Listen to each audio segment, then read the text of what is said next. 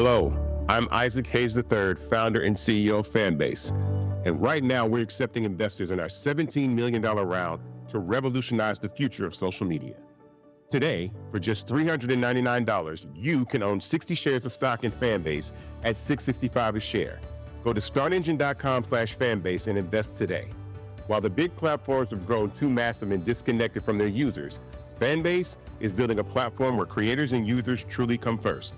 We've already raised $4.8 million from everyday investors who believe in this vision, and now you can join them. This is your chance to invest in a social media tech company with over 1 million users that is disrupting media by allowing anyone to reach all of their following and monetize their content from day one. The market is changing, big platforms are failing to serve their users, and Fanbase is stepping up to fill the gap. Don't wait until it's too late. Invest now. Invest for yourself and your future. Go to startengine.com/fanbase and own the future of social media.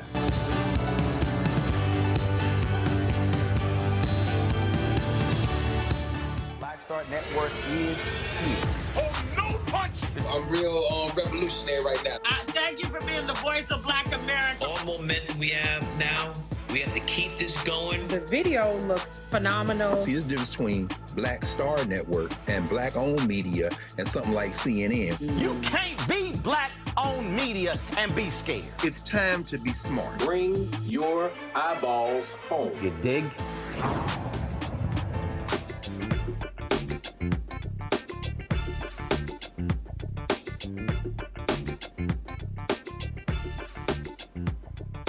It's Tuesday, January 28th, 2025. I'm attorney Robert Patillo, sitting in for Roland Martin tonight. Here's what's coming up on Roland Martin Unfiltered, streaming live on the Black Star Network.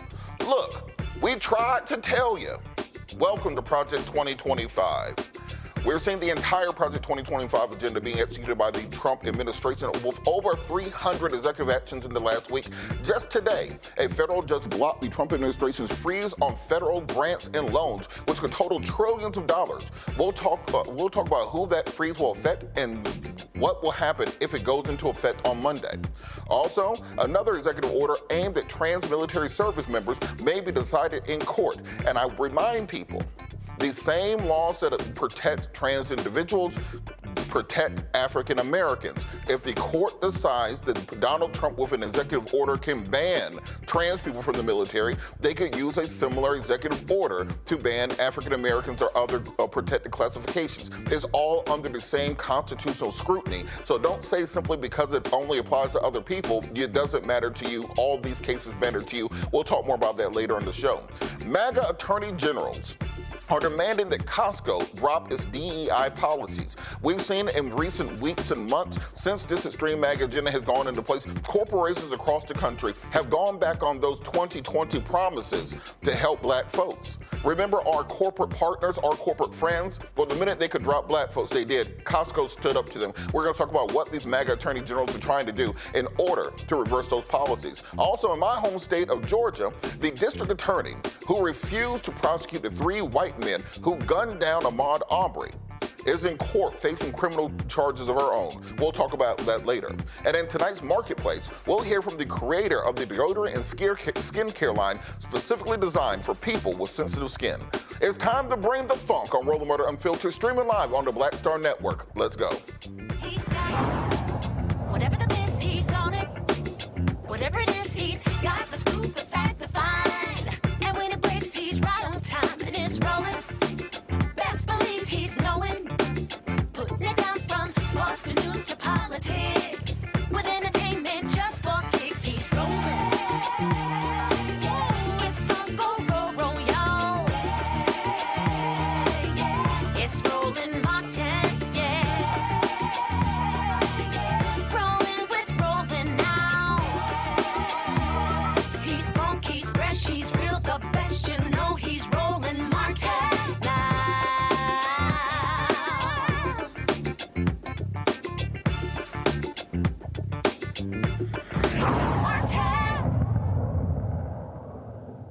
Last night, President Trump plunged the country into chaos. Without a shred of warning, the Trump administration announced a halt to virtually all federal funds across the country.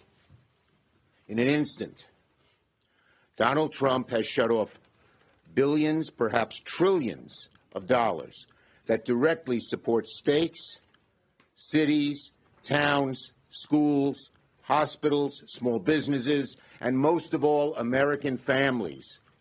This is a dagger at the heart of the average American family in red states, in blue states, in cities, in suburbs, in rural areas. It is just outrageous. Just outrageous. The twice impeached, criminally convicted felon-in-chief Donald the Con Trump is a new order could impact billions, if not trillions of dollars of funding allocated to state and local government if it goes back to in effect on Monday. U.S. District Court Lauren Ali Khan blocked the action Tuesday afternoon, minutes before it was set to go into effect at 5 p.m. The administrative stay pauses the freeze until Monday. Bobby Kogan, the Senior Director of Federal Budget Policy at the Center for American Progress, joins us to discuss who may be affected by this decision. Bobby, how are you doing? Doing great, Robert. Thanks so much for having me on. Well, thank you so much. Talk a little bit about who exactly this order, this executive order would impact if it was to go into effect on Monday. Sure. So it is, they say it's not Medicare, it's not Social Security, and it's not payments that go directly to individuals. So that means not something like SSI and not something like veterans compensation, but it's much of the rest of the aid that the United States government gives. That's stuff like Section 8 housing, that's stuff like LIHEAP, that's stuff like Title I education grants, that's stuff like IDEA education grants for kids with disabilities. It's most of the things that people actually are relying on. Now, the asterisk here is that after kind of spelling out over 2,000 budget accounts internally, externally, the Trump administration walked it all back. And so their internal messaging implies that it's lots and lots and lots and lots of programs that Americans rely on, and their external messaging implies that it's nothing. And so, as we've seen before, when President Trump was running for office, he said, I know nothing about Project 2025. I've heard nothing about Project 2025. I don't know who these people are or what's happening. But this is directly out of Project 2025. So should we believe their external messaging that we saw at the White House briefing today, or believe the internal documents which truly say they want to gut these federal programs?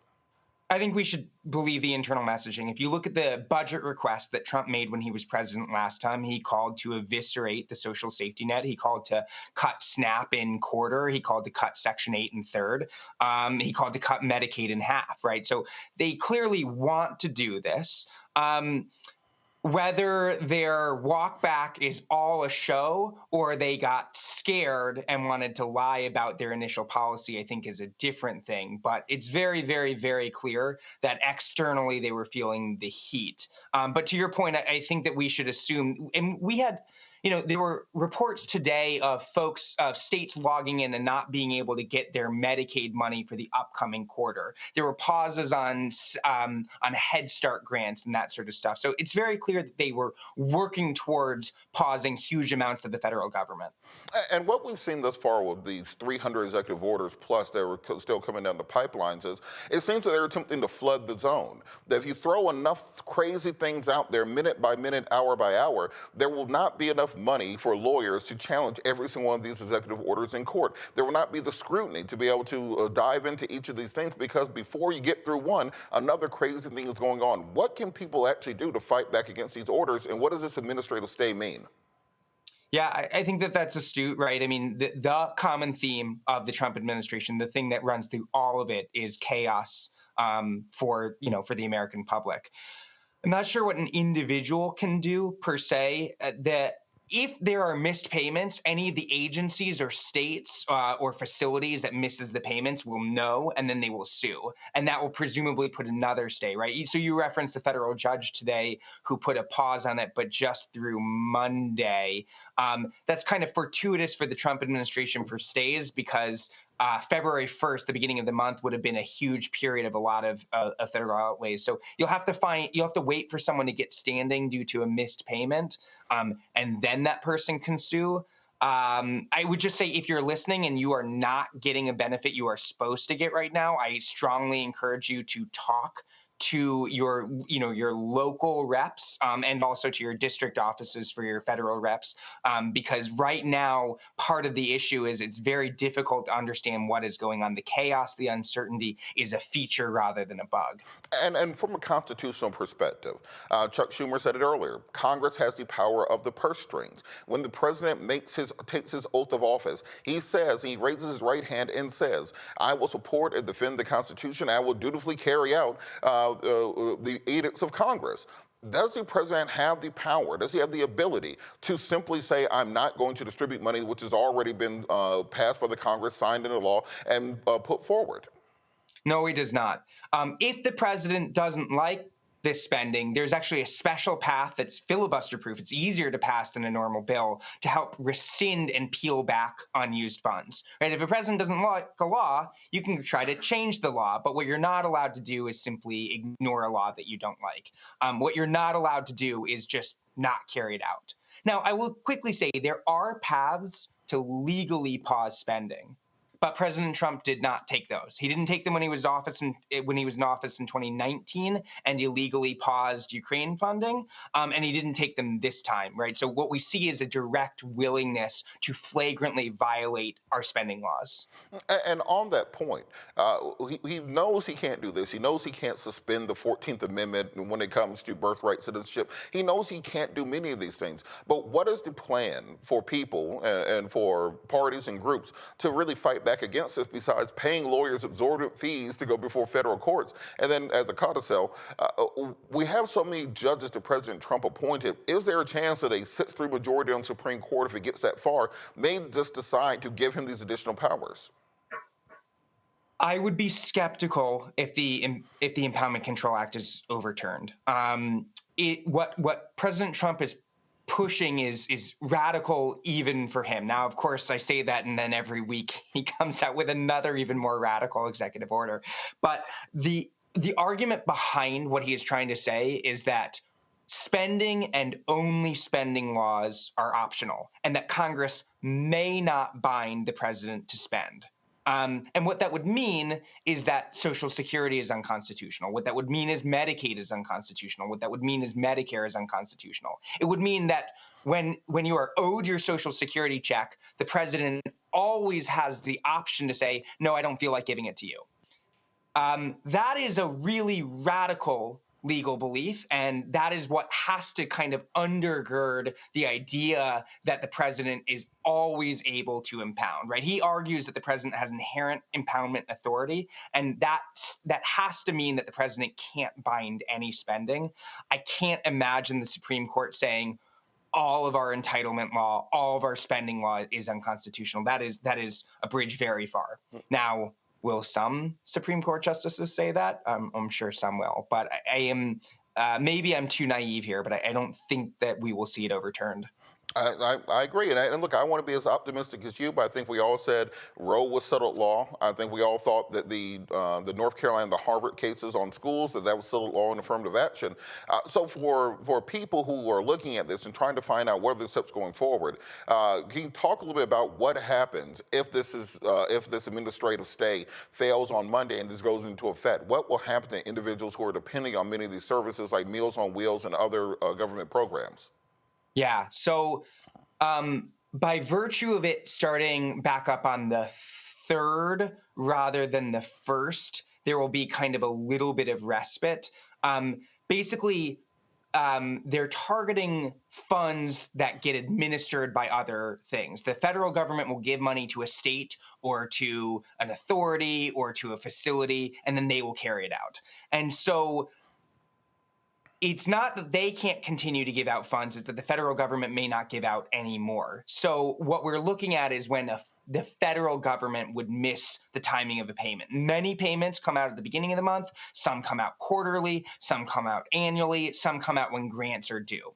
So we are looking for something whose, we're targeting something for when a payment ought to have gone out, but now because of this illegal order is not able to go out. And so we will only start to see the effect when kind of that first missed payment happens. And so it'll be program by program, right? Eventually, if this were to go on long enough, eventually this stops huge swaths of the federal government. But basically it would start slow, and beginning of every month would be one thing. And then while some of these facilities have cash reserves, so even if they missed a federal payment, they'd be able to keep going for days, weeks. But the longer this goes on, that's when you start to see childcare facilities and preschool facilities. That's when you start to see them literally shut down. That's when you start to see people being evicted from their homes because they're missing all of their Section 8 payments and can no longer meet their rent.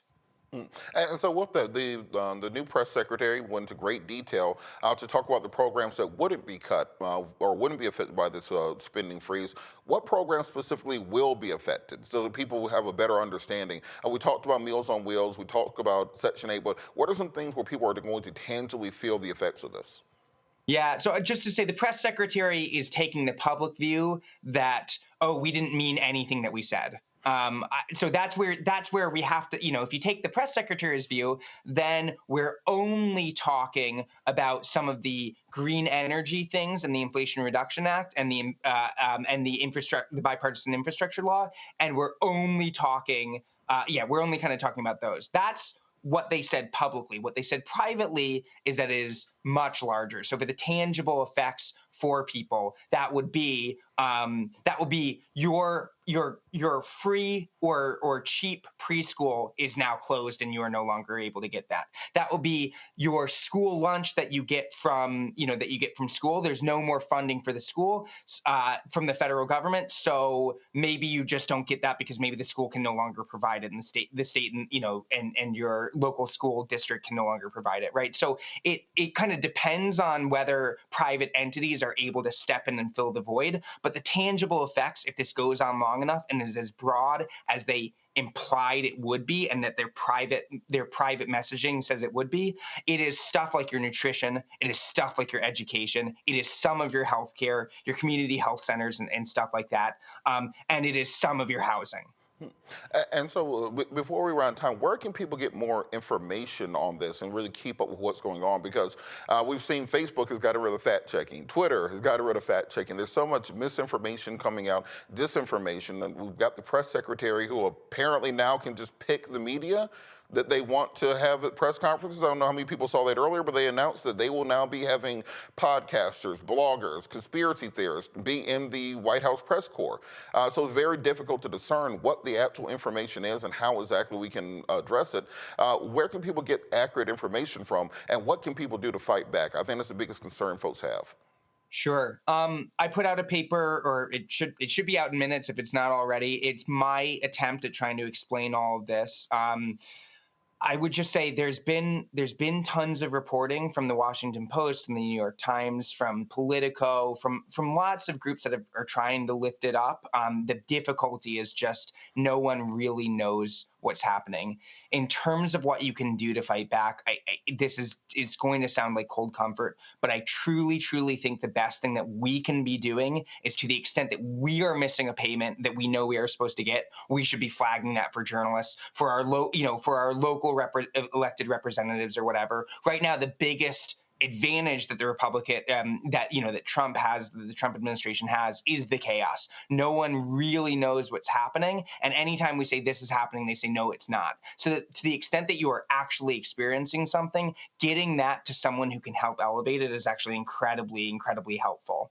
And just last question, we talked a lot about the fact that this is the real Project 2025 coming to fruition. This is what as Roland would say, we tried to tell you that this was what's going to happen. For the people who are out there saying, well, Kamala is Indian and not black enough, well, now you might not have Meals on Wheels and Section 8 housing. But with that, what are the next Project 2025 executive orders that you think might be coming down the pipes?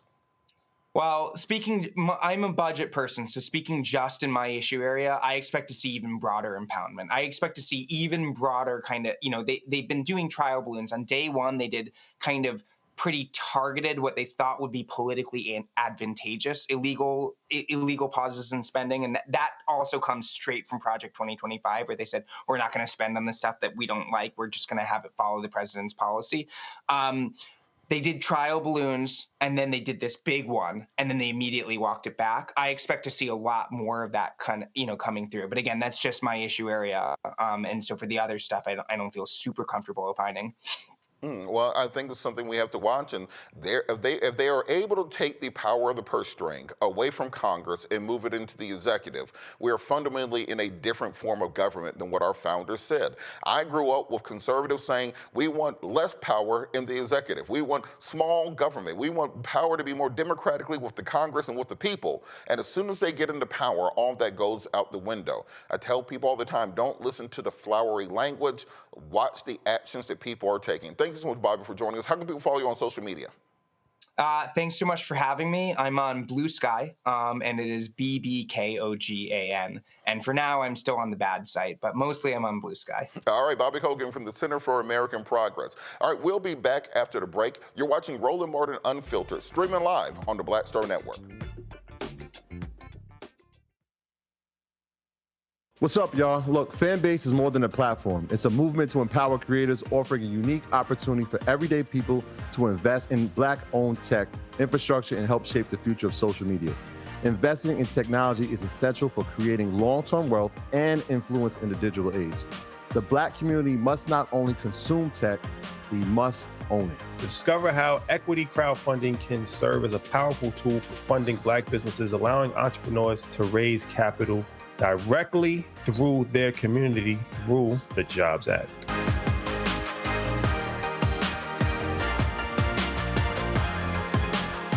Next on the Black Table with me, Greg Carr. There's a lot of talk about the inevitability of another civil war in this country. But on our next show, we'll talk to a noted author and scholar who says we're actually in the middle of one right now. In fact, Steve Phillips says the first one that started back in 1861, well, it never ended. People carrying the Confederate flag, wearing sweatshirts saying MAGA Civil War, January 6, 2021, stormed the U.S. Capitol, hunted down the country's elected officials, built a gallows for the Vice President of the United States, and to block the peaceful transfer of power within this country. On the next Black Table, here on the Black Star Network. Now that Roland Martin is willing to give me the blueprint, hey, Cyrus, I need to go to Tyler Perry and get another blueprint because I need some green money. The only way I can do what I'm doing, I need to make some money. So you'll see me working with Roland. Matter of fact, it's the Roland Martin and Cheryl Underwood show. Well, should it be the Cheryl Underwood show and the Roland Martin show? Well, whatever show it's going to be good.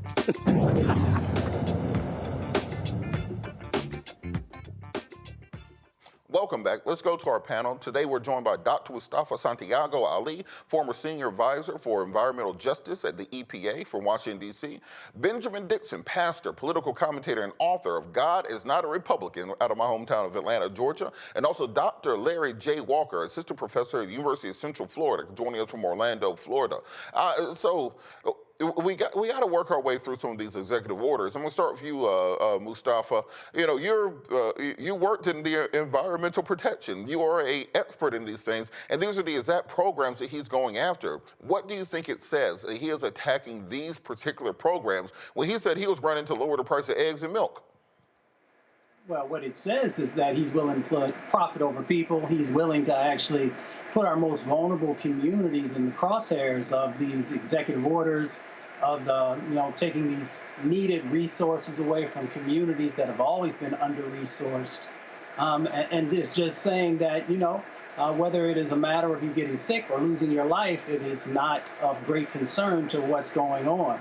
I mean, I think we got to also give a shout out to Judge Leo Khan for, the stay that's currently going on, and making sure that giving people enough time to actually take a quick breath, so that folks don't just get caught up in the chaos. But we know that communities all across the country, when you look at what they're actually doing here, you can think about Flint, Michigan, because they're talking about taking dollars away from water infrastructure, or Jackson, Mississippi, or a number of other communities out there that are literally, in many instances, just hanging on when it comes to what they're drinking or what they're breathing. So we have a responsibility to, one, stay focused, to make sure, as Bobby shared with us earlier, that we're calling out if resources are not making it to the places and spaces they're supposed to and when they're supposed to.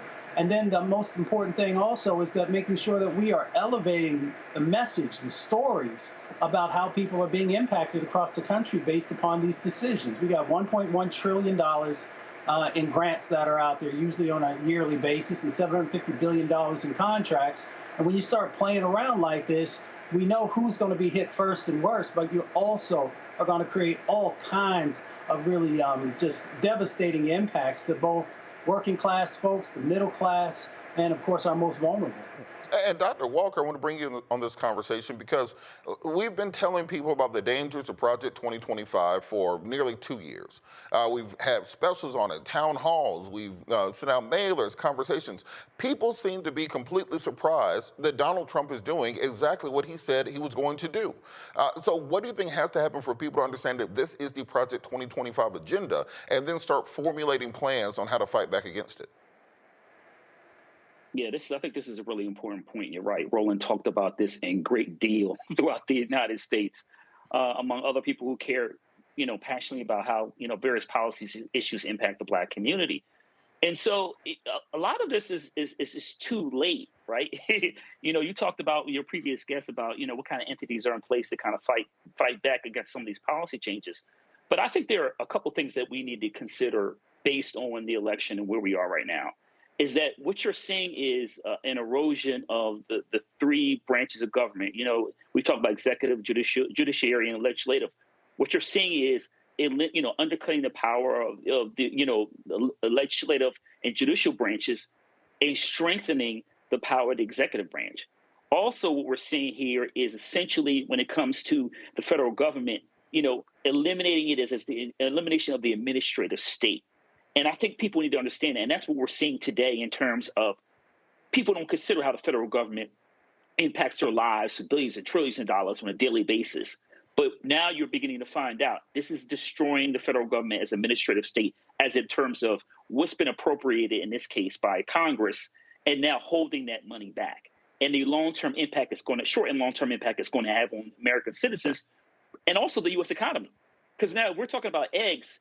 Eliminating Head Start and various other programs, or at least pausing it, will prevent parents, et cetera, from going to work and stimulating the economy. So this is about a shock and awe. For those of us who not only study, U.S. history, but world history, this playbook has already been written over the decades. And so if you understand how authoritarianism works, understand that the shock and awe is all part of a multiple step process. In addition, we talked about Project 2025.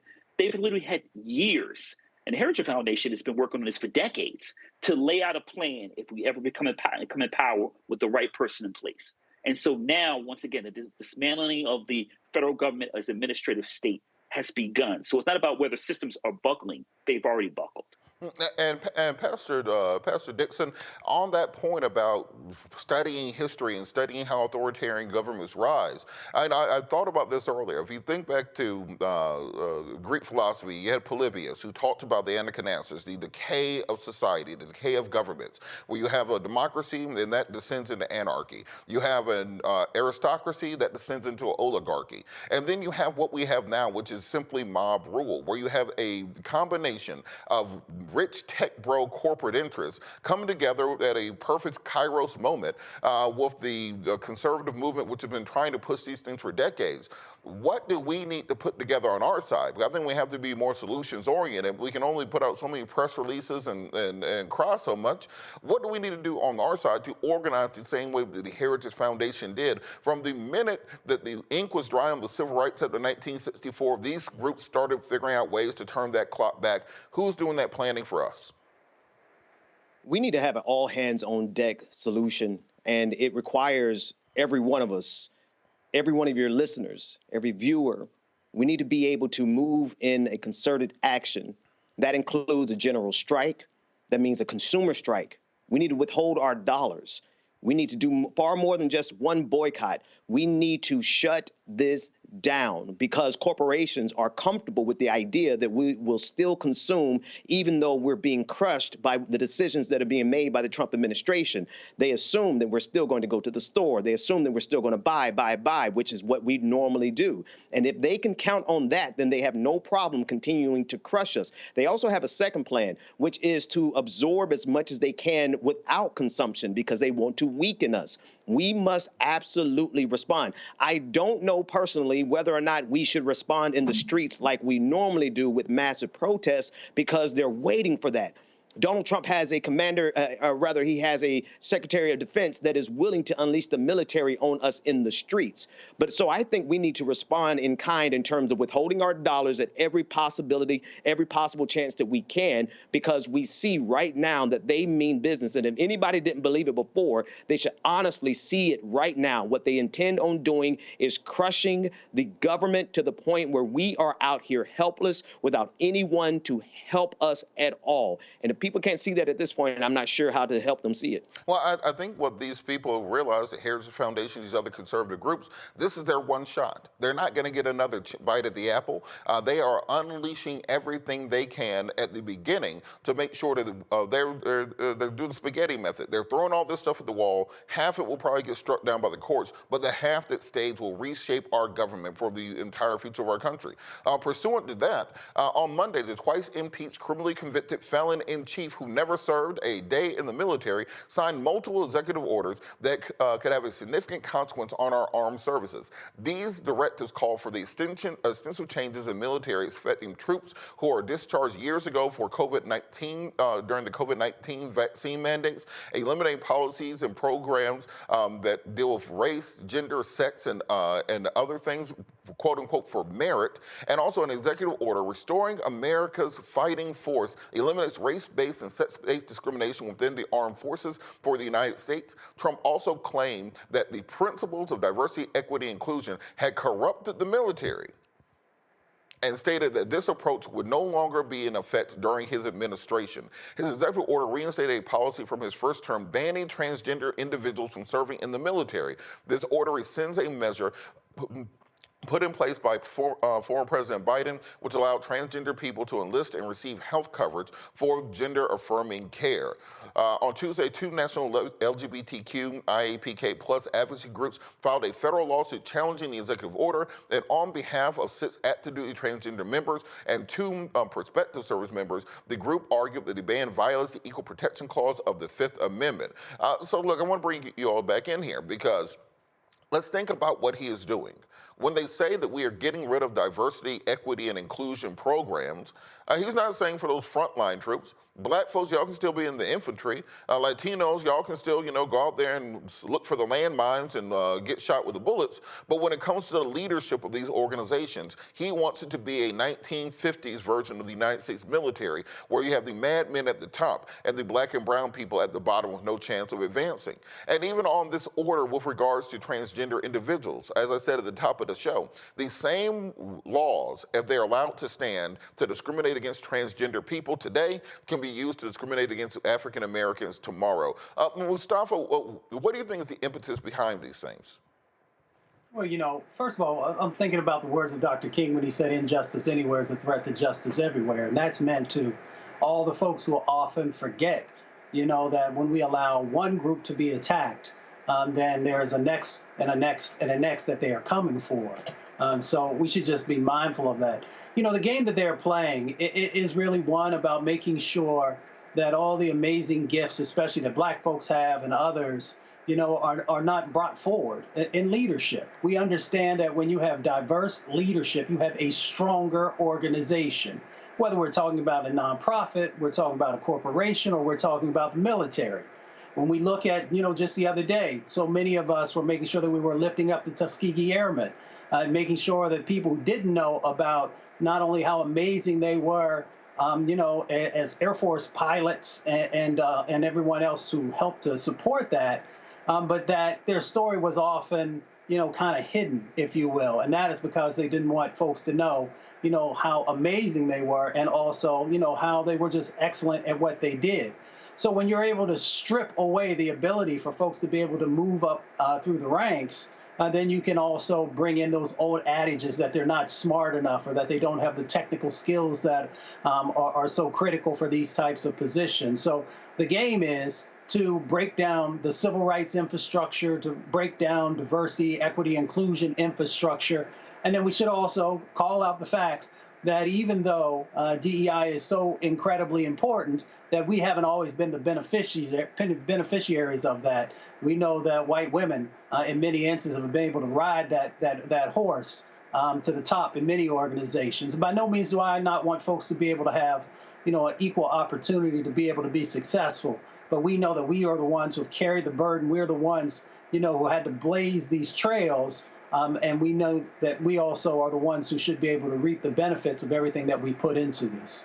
And Pastor, on that same point, the Republicans who were able to properly demonize DEI, CRT, the same way they did BLM. If you make something an acronym, it makes it scary to people who don't know what's going on. And it's hard to say, I'm against diversity, I'm against equity, I'm against inclusion, but it's easy to say the DEI means did not earn it and brand it that way. Why do you think so many people still right now do not understand that these programs are in large part what was able to help build the black middle class, build our officer corps and our military, build these corporations up where they actually have black folks in the front door and not just sitting by the door taking tickets, taking coats? Why have we lost the messaging war on this? Well, I think you already nailed it, right? We lost the messaging war on it in the first place. One, because we did not have a significant enough investment in media. Roland Martin talks about that on a regular basis, particularly black media. We didn't have a response to the thousands of hours that conservatives have put into their own media infrastructure. That's number one. But then number two, it's so easy to divide us. It is extremely easy to divide us. And so there are people who are going to support Donald Trump because this particular order is targeting the transgender community. And what we have seen throughout history is what we're seeing right now, is if you can find a group that can get people to hate them, then it doesn't matter how far down the totem pole that they are. If you can get black people to oppose this or to support this, rather, because it's a transgender community, then it becomes eminently easier for them to do that to us. Just like if you can get black folks to start supporting ICE, Immigration and Customs Enforcement, and start calling the snitch line and getting that bounty because they despise immigrants all of a sudden, it becomes eminently easier for them to do that to us on the backside. And Donald Trump knows this. If they're intelligent about anything else, they are extremely aware of how to divide and conquer, and we're living in that reality right now. And before we go to break, Dr. Walker, talk about a little bit how they were able to separate black folks from these other minority groups. We saw this in Chicago where you had black folks calling the cops on Latinos who they thought might be illegal. You have black people supporting the anti-trans ban, saying, well, I don't like transgenders, but not understanding that these same things will affect us directly. Yeah, I think that, there's a lot of, we talked about misinformation, right? Propaganda war. We've lost the propaganda war. And as it relates to the black community, some of the examples you provided is a lot of this misinformation, propaganda has, and we know going back from the first Trump campaign, we know that Russia and we have to talk about this in terms of how they purposely spread that, misinformation in the black community, and that continued through the Biden and then in the next election after the Biden, first Biden administration. So the black community, in terms of all this misinformation that is spread throughout our community regarding groups with similar challenging experiences, have bought into drinking the Kool-Aid, so to speak, as we say in the black community, but to our own detriment. And so the idea historically, when it comes to civil rights, fighting for civil rights meant that everyone has to kind of sit at the table. And when you bring constituencies together, from the Latino community, Asian American, Pacific Islander community, et cetera, and black community together, we know we're more likely to be successful overall. Right. But you have an erosion of that, and now we're in the position we're in today. And look, I tell people that if you take rights away from one group, ain't but so long till it's going to come back to you. We're going to talk more about this after the break. You're watching Roland Martin Unfiltered, streaming live on the Black Star Network. We'll be right back.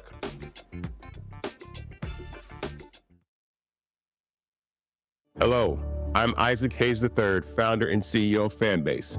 And right now, we're accepting investors in our $17 million round to revolutionize the future of social media. Today, for just $399, you can own 60 shares of stock in Fanbase at $665 a share. Go to startengine.com/fanbase and invest today. While the big platforms have grown too massive and disconnected from their users, Fanbase is building a platform where creators and users truly come first. We've already raised $4.8 million from everyday investors who believe in this vision, and now you can join them. This is your chance to invest in a social media tech company with over 1 million users that is disrupting media by allowing anyone to reach all of their following and monetize their content from day one. The market is changing, big platforms are failing to serve their users, and Fanbase is stepping up to fill the gap. Don't wait until it's too late. Invest now. Invest for yourself and your future. Go to startengine.com/fanbase and own the future of social media.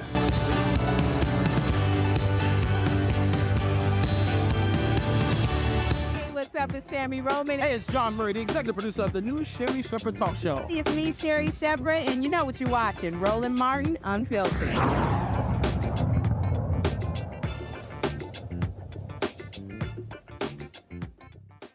Welcome back. The Justice Department has fired more than a dozen employees who worked on criminal prosecutions of the twice impeached, criminally convicted felon-in-chief.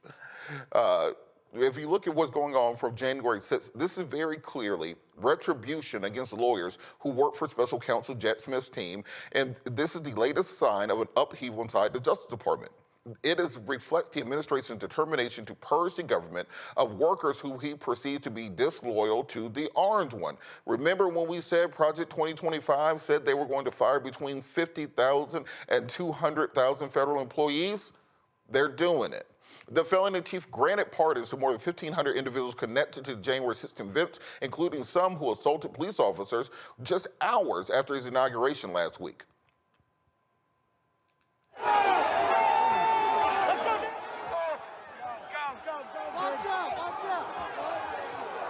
All right, and so let's bring the panel in on this conversation. Dr. Dixon, I want to start with you on this. What do you think happens if we give the president this unilateral power to circumvent the Civil Service Act, to circumvent labor laws, and simply fire anybody within the federal government who's not in ideological lockstep with them? How is this different than McCarthyism?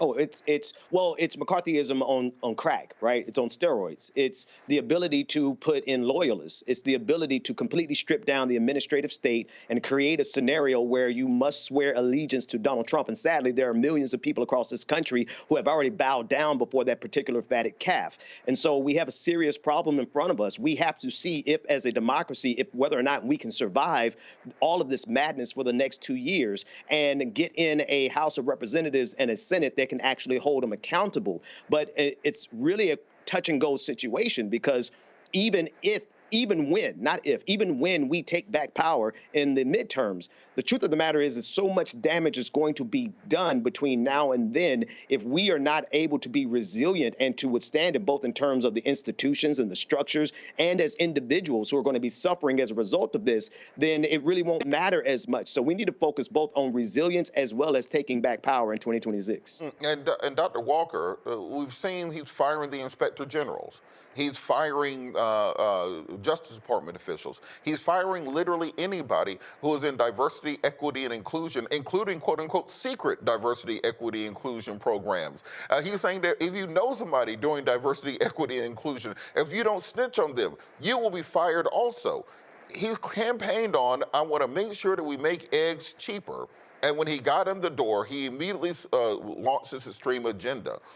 When people say, how exactly can we fight back when we don't have control of the House, we don't have control of the Senate? Donald Trump has already appointed a majority on the Supreme Court, and Sotomayor appears to be in poor health. He's appointed hundreds of circuit court judges. How do you stop people from becoming hopeless in this situation? Yeah, so I think that we have to understand that what's happening here is an attempt to dismantle or reverse the Great Society program, civil rights laws of the 1960s. So I guess, it's like back in the day we say castor oil, it tastes nasty and you had to still take it sometimes from family members. I have some, uncomfortable truths for people watching this. This is going to hurt, right? They're going to be significant setbacks as it relates to civil rights, and we're already seeing that. This is the very beginning of that. So I want to be clear about that. It's going to be a challenge. But you also have to understand we have to organize in terms of focusing on economic and political social disruption. obviously some of the lessons we learned from from the time of the civil fighting for equal rights for the last several decades. But then also we have to understand that as it relates to what I could describe as the 3M era, misogyny, misinformation, and mismanagement. So we have to understand that we can still apply some of those lessons learned from, like I said, economic, political, and social disruption, but for a new age, particularly, like I said, and how do we battle misinformation, particularly in the Black community and other minoritized communities. But we're in it right now, and there's significant challenges. And look, we're 2 weeks, not even 2 weeks into the next administration, and we've got several more years to go. And so the fact of the matter is, what does that mean? So that means collectively we need to come together as a community along with other minoritized groups, and we need to come up with a comprehensive plan in terms of how we're going to survive this new nadir. Because we're in it now, but we have to make sure we have clear and comprehensive plan on how to respond.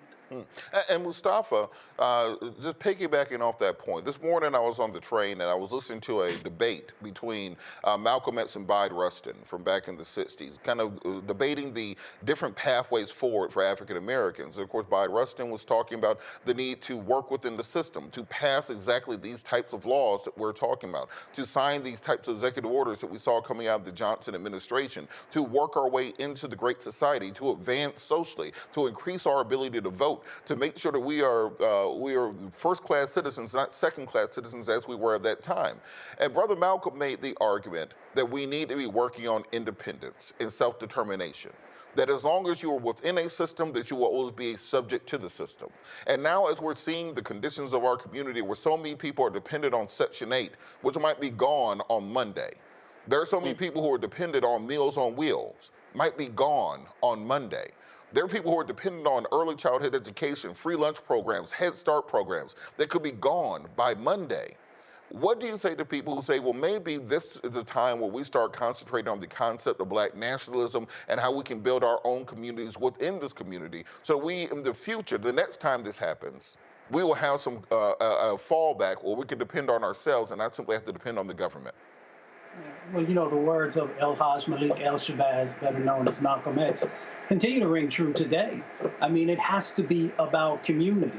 It has to be about each of us supporting each other. When we talk about whether it is childcare or education, for decades upon decades, we used to make sure that we were also educating our children to make sure that our stories and that our contributions were a part of reading and math and science. When we talk about the opportunities around housing, we used to come together and help each other build houses, or we used to, make sure that families were still together because we were living in the same buildings and those types of things. So when you hear the words of Malcolm X, there's a lot of truth that's in there because we see other groups who stay close and how they are able to, one, play a role and the other things that are necessary around making sure that laws are in place and making sure that, resources that are part of our tax bases are actually coming back to our community. So that's definitely important.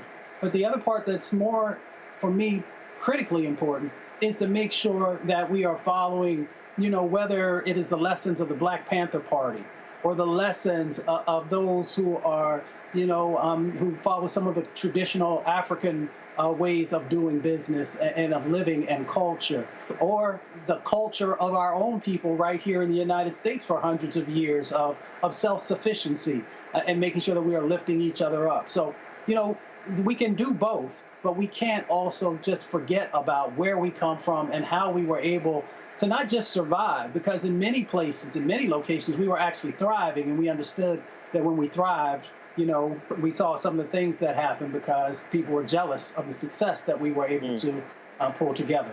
And Dr. Walker, Mustafa makes a great point. When we see these cuts to DEI, I think people need to realize they're not cutting these programs because they didn't work. They're cutting these programs because they worked too well. They're cutting these programs because they started having to compete with black and brown people who are smarter than them, who are harder working than them, who had a better knowledge base than him, and all they needed was an opportunity. And once we got in there and started running circles around them, as Mos Def said, you start keeping pace, they start switching up the tempo. And so instead of working on making themselves better, building up their communities better, getting fathers back into the homes and many of these white communities, not having so many people on methamphetamines and all these other drugs and the opioid epidemic, they said, well, let's just take opportunities away from other people so we won't have to compete as much. How do we as a community understand and get into this mindset of we can no longer allow other people to dictate whether or not we have opportunities? We have to create those opportunities for ourselves, because as we saw, you can have an executive order signed by LBJ in 1965. It can be undone with a strike of a pen, and we cannot leave our communities that vulnerable again. It's a very important question. I think a few things we're going to see is I think this is going to force us, not to say we haven't already, this is going to, from the Black community, in terms of a continued increased investment in Black institutions, whether you talk about HBCUs or freedom schools or various other things that we've utilized in the past. It's going to require utilizing our resources to invest in these things and where institutions and where we invest in Black youth and adolescents and young adults.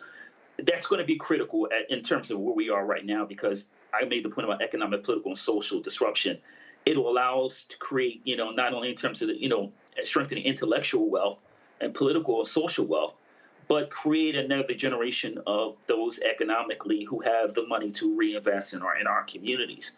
But I think the other thing to keep in mind is that, when we talk about, other groups in envy, that is tale as old as America itself. Right? And so we've seen this, whether we go back and talk about the Tea Party or birtherism and some of these other issues, this has been, where we are today. If you, once again, if you study not as U.S. but world history, we know we're getting here. So we are going to have to be prepared not only to educate our community and, once again, increase the investment in Black institutions, but also understand that we're going to need a short and long-term plan, just like as we've talked about the Heritage Foundation, who've been fighting for decades to reverse many of the Great Society programs, as I noted earlier. And Dr. Dixon, piggybacking on that, when we look at these cuts to the DOJ, I want folks to really take some time and dive into these things. Don't just read the headlines, read the articles, read the orders themselves. What Donald Trump is doing is specifically undoing all the process made during the George Floyd summer. He's nullifying all consent decrees that the Justice Department has entered into with jurisdictions that have abused African Americans.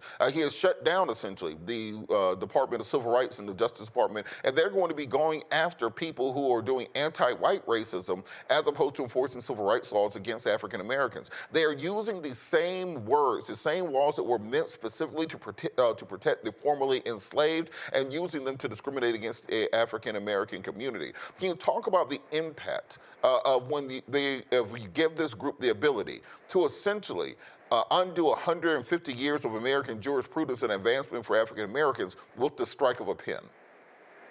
This is the Confederacy rising again. This is the South rising again. We should have put them down completely during Reconstruction. And this is what happens when you have to do a job, when you don't put a demon out completely. These white supremacists have had it in their blood ever since they lost that first Civil War, that they wanted to undo and destroy any progress for Black people, and their great-great-grandchildren are equal to the task. And so we must be extremely wise as serpents, but harmless as doves. We need to know exactly what's going on, and we need to make sure that we don't give them any opportunity to strike at us with their violence, because they are extremely ready for violence. The police are ready to knock our heads exactly like Donald Trump told them to. And so we need to be extremely vigilant on the front end, but we also need to be resilient. We need to connect with ourselves. Black people, we need to connect and make sure that we have ways of feeding one another, to make sure that we have ways of sheltering one another, to make sure that we have ways of providing resources and giving people job opportunities. If there's somebody that needs to cut your grass, make sure it's a Black person. If there's somewhere you're going to buy your beauty supply stuff, make sure it's not from some immigrant in that black community that's not getting deported right now. You notice they're not deporting the people who are in our beauty supply stores or in our restaurants. They're deporting the poorest people amongst us. And so as black people, we need to be aware of what they're doing. We need to rally around ourselves, but we also need to be strategic in how we interact with this government because they are fascist and they are extremely excited about making the South rise again. And Mustafa, I want to piggyback on what Dr. Dixon said. We got to tie a couple points together. There are 3 geographic subdivisions in the Western Hemisphere that have a majority white population: the United States, Canada, and Greenland. Donald Trump wants to annex Canada and Greenland. We talked about the deportations, as was just mentioned. You're not deporting British students who overstayed their visa. You're not deporting engineers who are here from Norway who are here illegally but married. You're deporting brown people back across the border and building a wall there and threatening their governments with sanctions if they allow their people to come back across. So when we talk about what's going to happen in this country, it's very clear that, and Elon Musk has talked about this deeply, about Western European and American birth rates declining to the point that they know they will be a minority, not just in the United States, but globally within the next 50 years. And how do you fix that? Put 10 million people out the country, you annex Canada, you annex Greenland, you make it more difficult for African Americans to have the economic wherewithal to build a community, to build families, to support one another.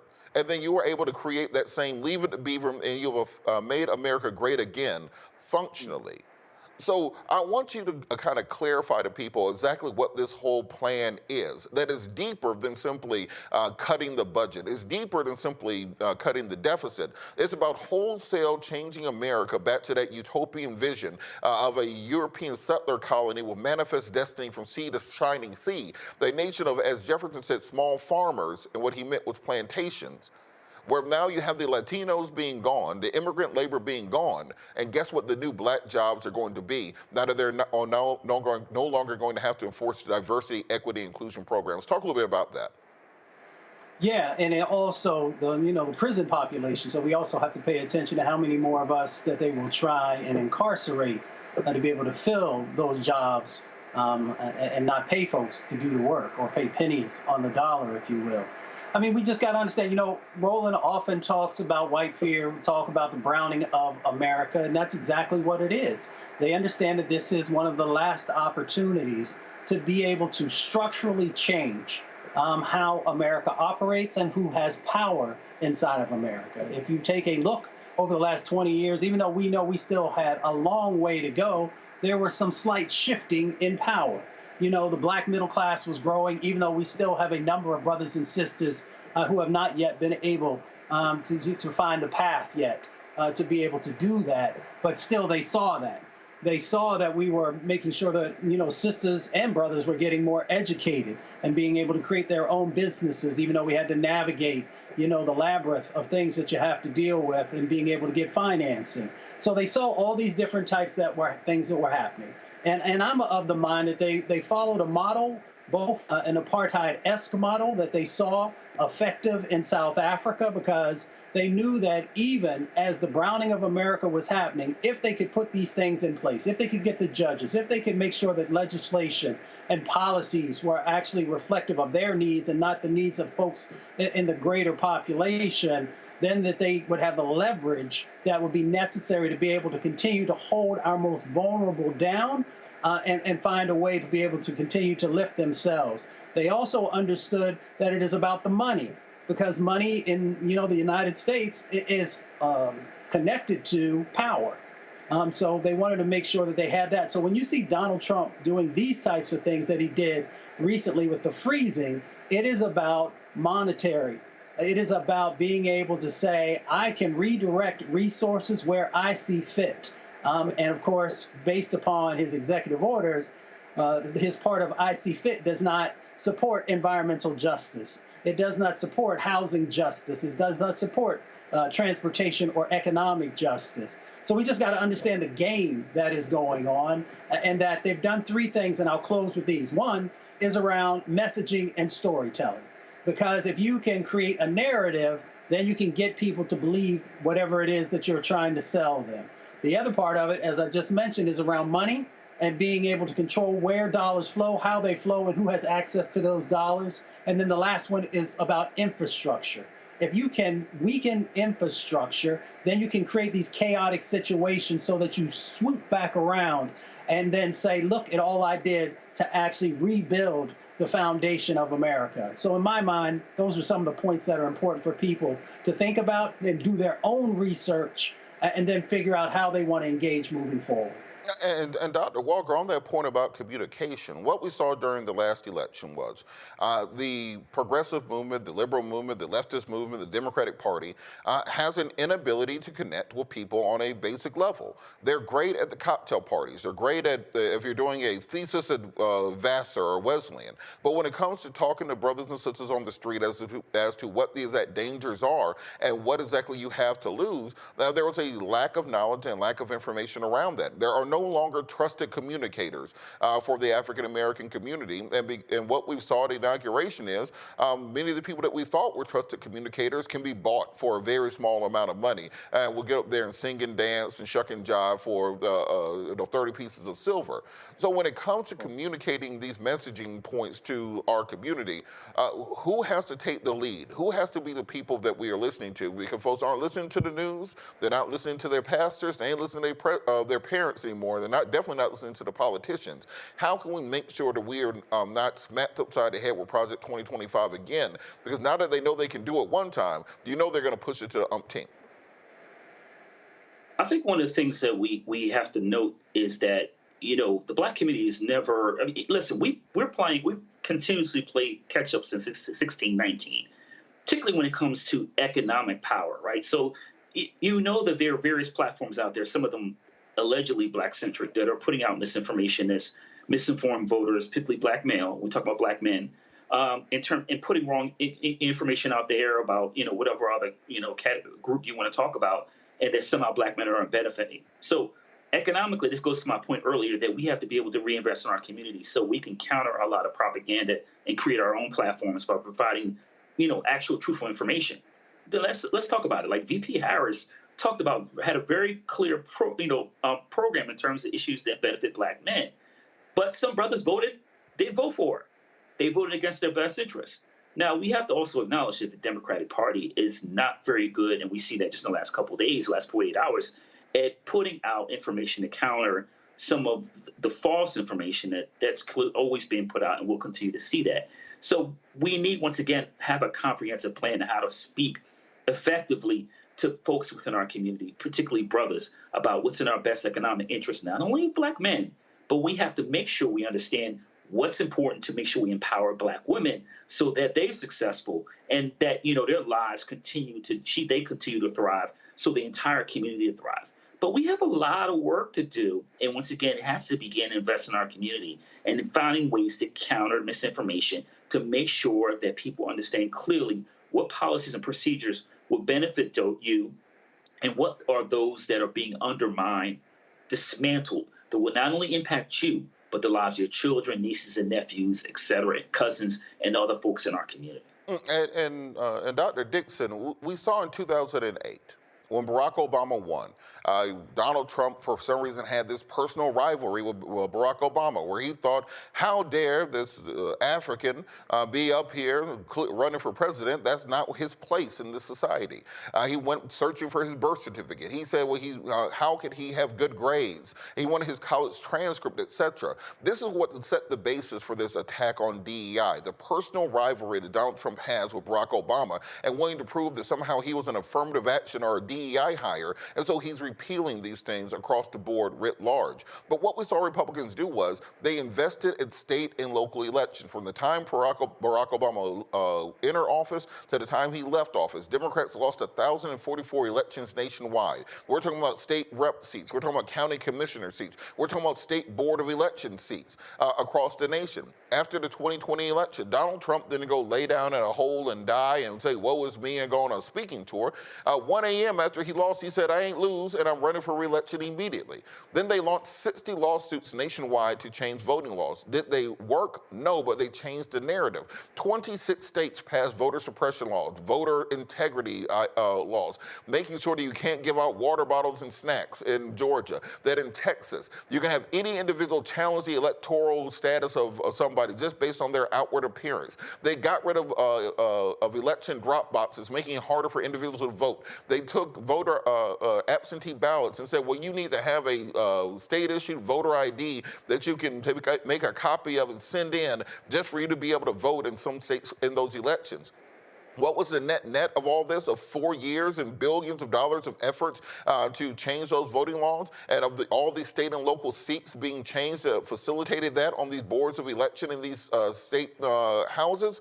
You saw that in 2020, Joe Biden got 81 million votes. In 2024, Kamala Harris got 75 million votes. So 6 million votes disappeared into thin air. The population didn't get smaller. The number of people who voted got smaller, and that's what voter suppression is about. So when we talk about this mandate from Donald Trump, he got about 2 million more votes than he got in 2020, 4 years later. There wasn't some huge landslide victory. What we rather saw was the immediate impact of voter suppression nationwide. So what will it take for us to understand and follow that roadmap, follow that model, and say, we have to start investing in these elections on the state and local level. We need to be in these school board meetings. We need to be running for board of elections. We need to be putting money behind county commissioners, state reps, any job that there is, attorney general, secretary of state, etc. But we can't just go for the big job at the top and only show up for the presidential elections. We need to have this apparatus in place to get out, educate, and move people to the polls year-round, even between elections, and we want to really come back on this. What do you think it will take for people to start investing in these types of efforts? First of all, Dr. Patillo, you are spitting. I mean, you are laying it out right there, and I really appreciate it. I think we need to get a grudge ourselves. I think we need to have the same type of grudge against white supremacy as they have against us. I think we absolutely need to get in the trenches. And I'm sorry, as much as I love and respect Michelle Obama, we should have never tried to go high when they went low. When they go low, we go to hell. And we go as dirty as we have to go. And God will forgive us because we're fighting for our lives. We're fighting for our children. We're fighting for our planet. We can't even get action to preserve this planet. This is how deranged these people are. And yes, Donald Trump is jealous of Barack Obama, and he has been doing everything that he has done because Donald Trump feels as though he is entitled to the United States of America. And now, to be quite honest with you, he has beaten the United States of America. He's beaten the institutions. He's beaten democracy. And unless we return in kind, we will remain in this defeated state. So how do we do it? We get in the trenches. We fight back. We crawl tooth and nail. We fight like hell and don't give them an opportunity to fight against us in a manner where we're sitting back as and Democrats, like you put it earlier, at the cocktail parties. No, while Democrats were getting drunk and having a high good time with everyone in Washington, D.C., Republicans and conservatives were conspiring. For 60 years, they have been working on this project while Democrats thought everything was fine. They need to wake up, and if they don't wake up, God bless them, they need to get out the way. You're absolutely right. And Mustafa, on that point, it could not be said better. But when we talk about many of these talking points, many of these issues that are coming out of Washington, D.C., they are disconnected from the everyday lives of individuals around the country.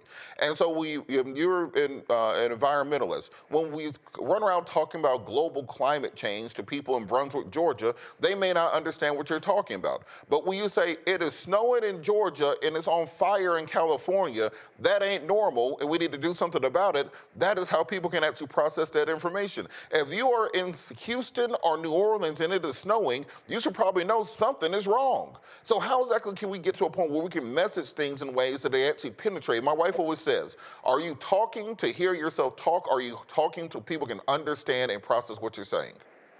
Yeah, well, Joe Madison, who has mentored a whole bunch of us, either formally or informally, used to say, put it where the goats can get it. And what he was talking about is that we got to bring it home, right? So whenever I talk about these issues, you know, I'm sitting down on people's back porch or in their kitchens, and we're having a conversation that everybody can understand about the things that folks are dealing with every day. So, you know, if it's a black farmer and we're seeing all these changes that are happening and you can't continue to grow the things that you once did, then we have then we take a deeper look at what's transpiring, whether it's, lack of rain or it's some other things that are going on or extreme heat events that are happening. So, we just got to make sure that we're talking about issues that folks can relate to. I can't talk about air pollution, parts per million, parts per billion, but I can talk about asthma, and folks will understand that because they see whether it's their nieces or nephews or grandchildren who are dealing with it, or talking about, the various types of cancers that are popping up inside of our community, and then linking it to, some more scientific things. So we just got to stop, as other brothers have shared, tonight, we got to stop having these PhD conversations and just have a conversation that everyday folks can see themselves represented in. And we got to stop talking at people and actually begin to listen to people about what it is that's going on in their lives and what would they like to see moving forward. And then not just take that we listen to them, but we got to actually put action behind it. And then we got to share with folks where the wins are actually happening based upon what they've shared.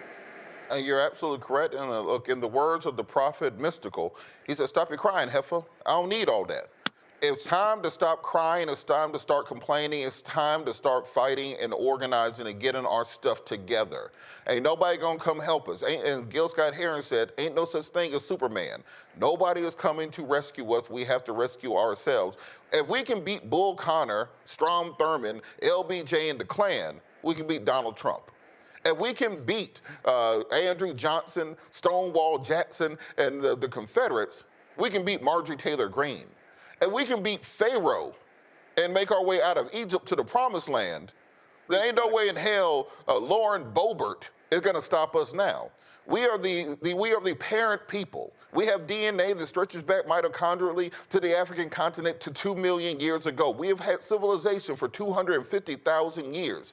Ain't no way in hell you're gonna tell me that we will be defeated by Donald Trump and Project 2025. I refuse to be the generation that drops the baton on the long march towards justice. We'll be back after the break. You're watching Roland Martin Unfiltered, streaming live on the Black Star Network. What's up, y'all? Look, Fanbase is more than a platform. It's a movement to empower creators, offering a unique opportunity for everyday people to invest in Black-owned tech, infrastructure, and help shape the future of social media. Investing in technology is essential for creating long-term wealth and influence in the digital age. The Black community must not only consume tech, we must own it. Discover how equity crowdfunding can serve as a powerful tool for funding Black businesses, allowing entrepreneurs to raise capital directly through their community through the Jobs Act.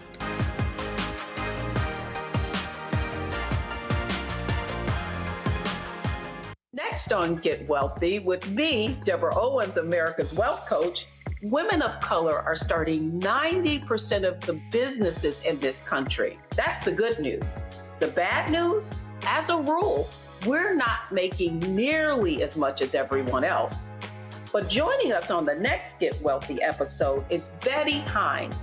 She's a business strategist, and she's showing women how to elevate other women. I don't like to say this openly, but we're getting better at it. Women struggle with collaborating with each other. And for that reason, one of the things that I demonstrate in the sessions that I have is that you can go further together if you collaborate. That's right here on Get Wealthy, only on Black Star Network.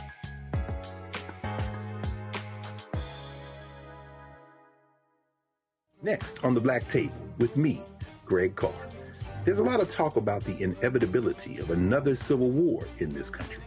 But on our next show, we'll talk to a noted author and scholar who says we're actually in the middle of one right now. In fact, Steve Phillips says the first one that started back in 1861, well, it never ended. People carrying the Confederate flag, wearing sweatshirts saying MAGA Civil War, January 6, 2021, stormed the U.S. Capitol, hunted down the country's elected officials, built a gallows for the Vice President of the United States, and to block the peaceful transfer of power within this country. On the next Black Table, here on the Black Star Network. Hey, what's up, y'all? I'm Devon Franklin. It is always a pleasure to be in the house. You are watching Roland Martin Unfiltered. Stay right here.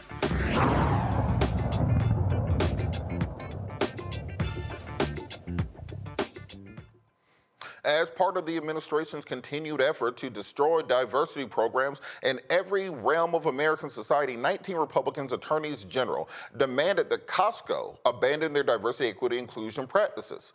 During last week's meeting, Costco shareholders voted against a proposal to reevaluate the company's DEI initiatives. This vote followed the Orange Man's recent executive order to close federal government DEI offices. In a letter addressed to Costco president and CEO Ron Vischer, the company was informed that DEI policies might violate the law. The letter requested that Costco eliminate its DEI policy within 30 days or provide an explanation for failing to do so.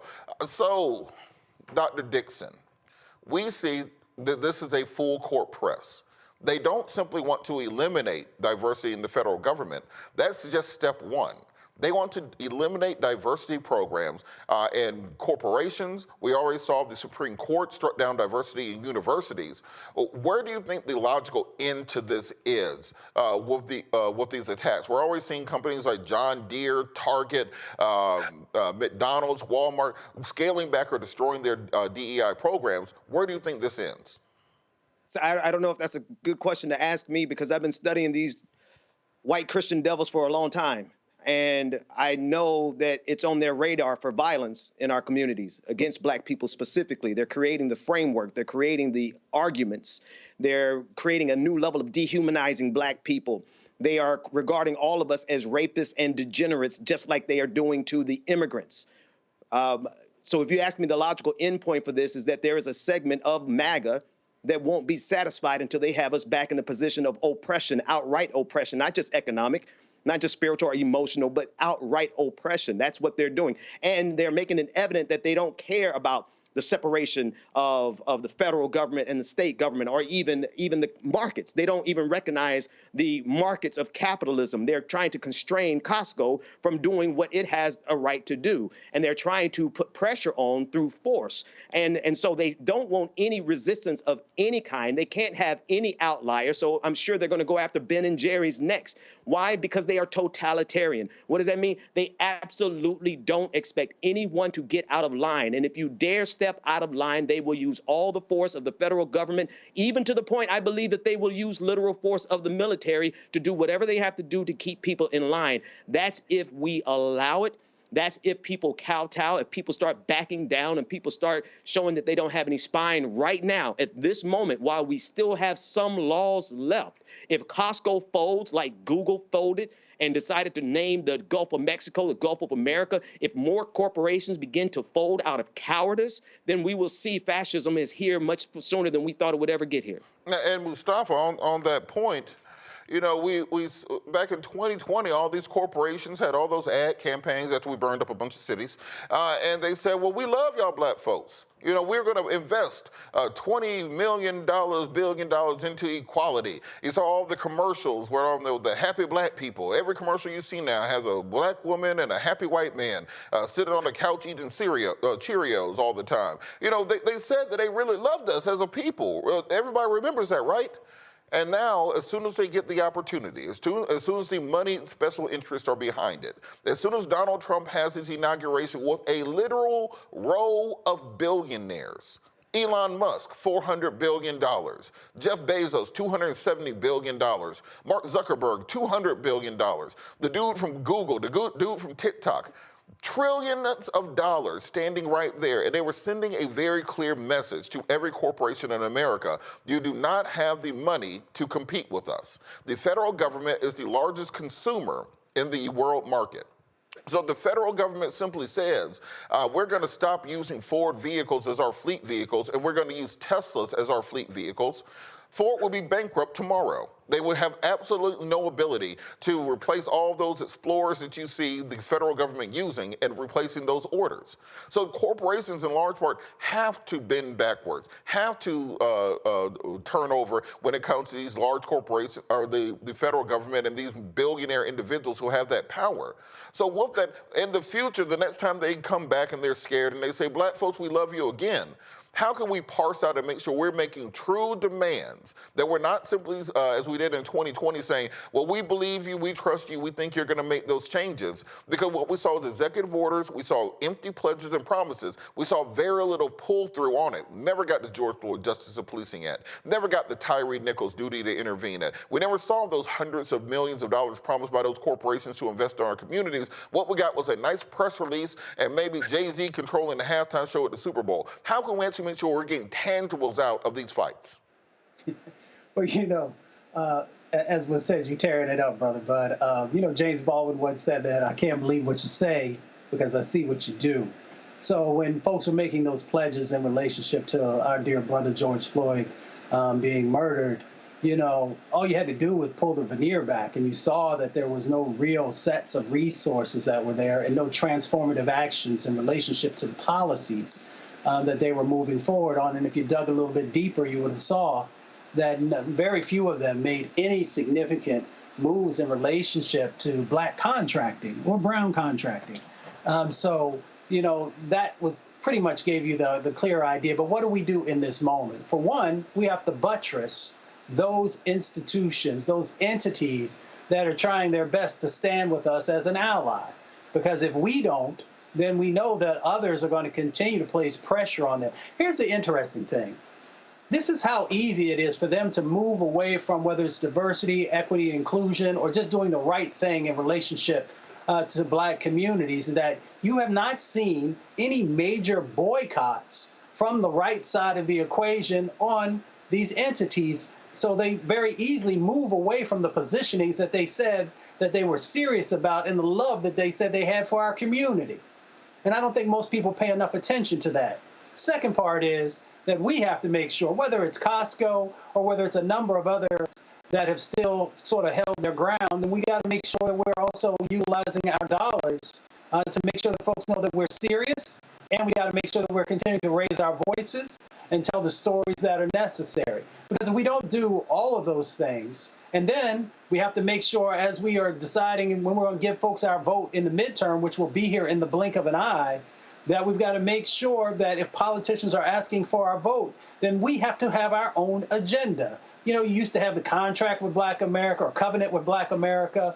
You had a number of other types of things. We have got to get ourselves together, make sure that we are going to stand hand in hand with each other and decide what those 7, 10 things are that we have to make sure happen. And if we don't do that, then folks will continue to find a way to separate us. They'll throw a few dollars over here to someone so that this black person says negative things about this black person, or that this program is really not that critical to our community. We all know the playbook. So it's time for us to flip the script on them and to make sure that not only our sets of needs and our sets of things that we cannot deal without are going to be honored, but we also got to make sure that the resources are flowing the way that they're supposed to. And Dr. Walker, on that point, I haven't seen a sustained economic pressure campaign in the African-American community work seemingly since the Montgomery bus boycott. But I think back to a year or two ago when Bud Light had a commercial with a transgender in it, and then the conservatives lost their mind. They demonized Bud Light, and I'd be damned, it wasn't a month later they had a redneck with a pickup truck and a guitar and a horse, and that was a new Bud Light commercial. They made sure that they responded. How can we ensure that we are actually putting a sustained pressure campaign corporation by corporation? If Walmart gets rid of their DEI program, we get rid of our Sam's Club membership, and we get a Costco membership. If Ben & Jerry's is keeping their DEI program, but Haagen-Dazs isn't, then we go eat some damn Ben & Jerry's. How do we make sure that we're actually able to sustain a campaign the way the conservatives are able to do it on their side? I think it goes back to my point I made earlier about economic, political, and social disruption. But that goes with /plan, right? So those 3 areas, we need to find a way to disrupt the system. But before that, there needs to be a short and long-term range plan. And I made the point earlier, we talked about this letter was sent out. Let's highlight also that's political overreach. The last time I checked, I thought that some people believed in small government and not less intrusive government. But this, once again, is an example of how you lose a propaganda war. So sending a letter to a private entity a corporation to say you should, and whatever policy it is not considered intrusive. So once again, you have to be able to win the propaganda war in terms of laying out what's right and what's wrong in our society. But as I made earlier, we're constantly playing catch up because we, as Black folks, we have a strong moral compass, but we just don't always have the money to invest in, platforms, entities that can counter, all the things that we're seeing just within the last, to less than 2 weeks, let alone the last several decades. So that goes back to my point about economic, political planning and disruption.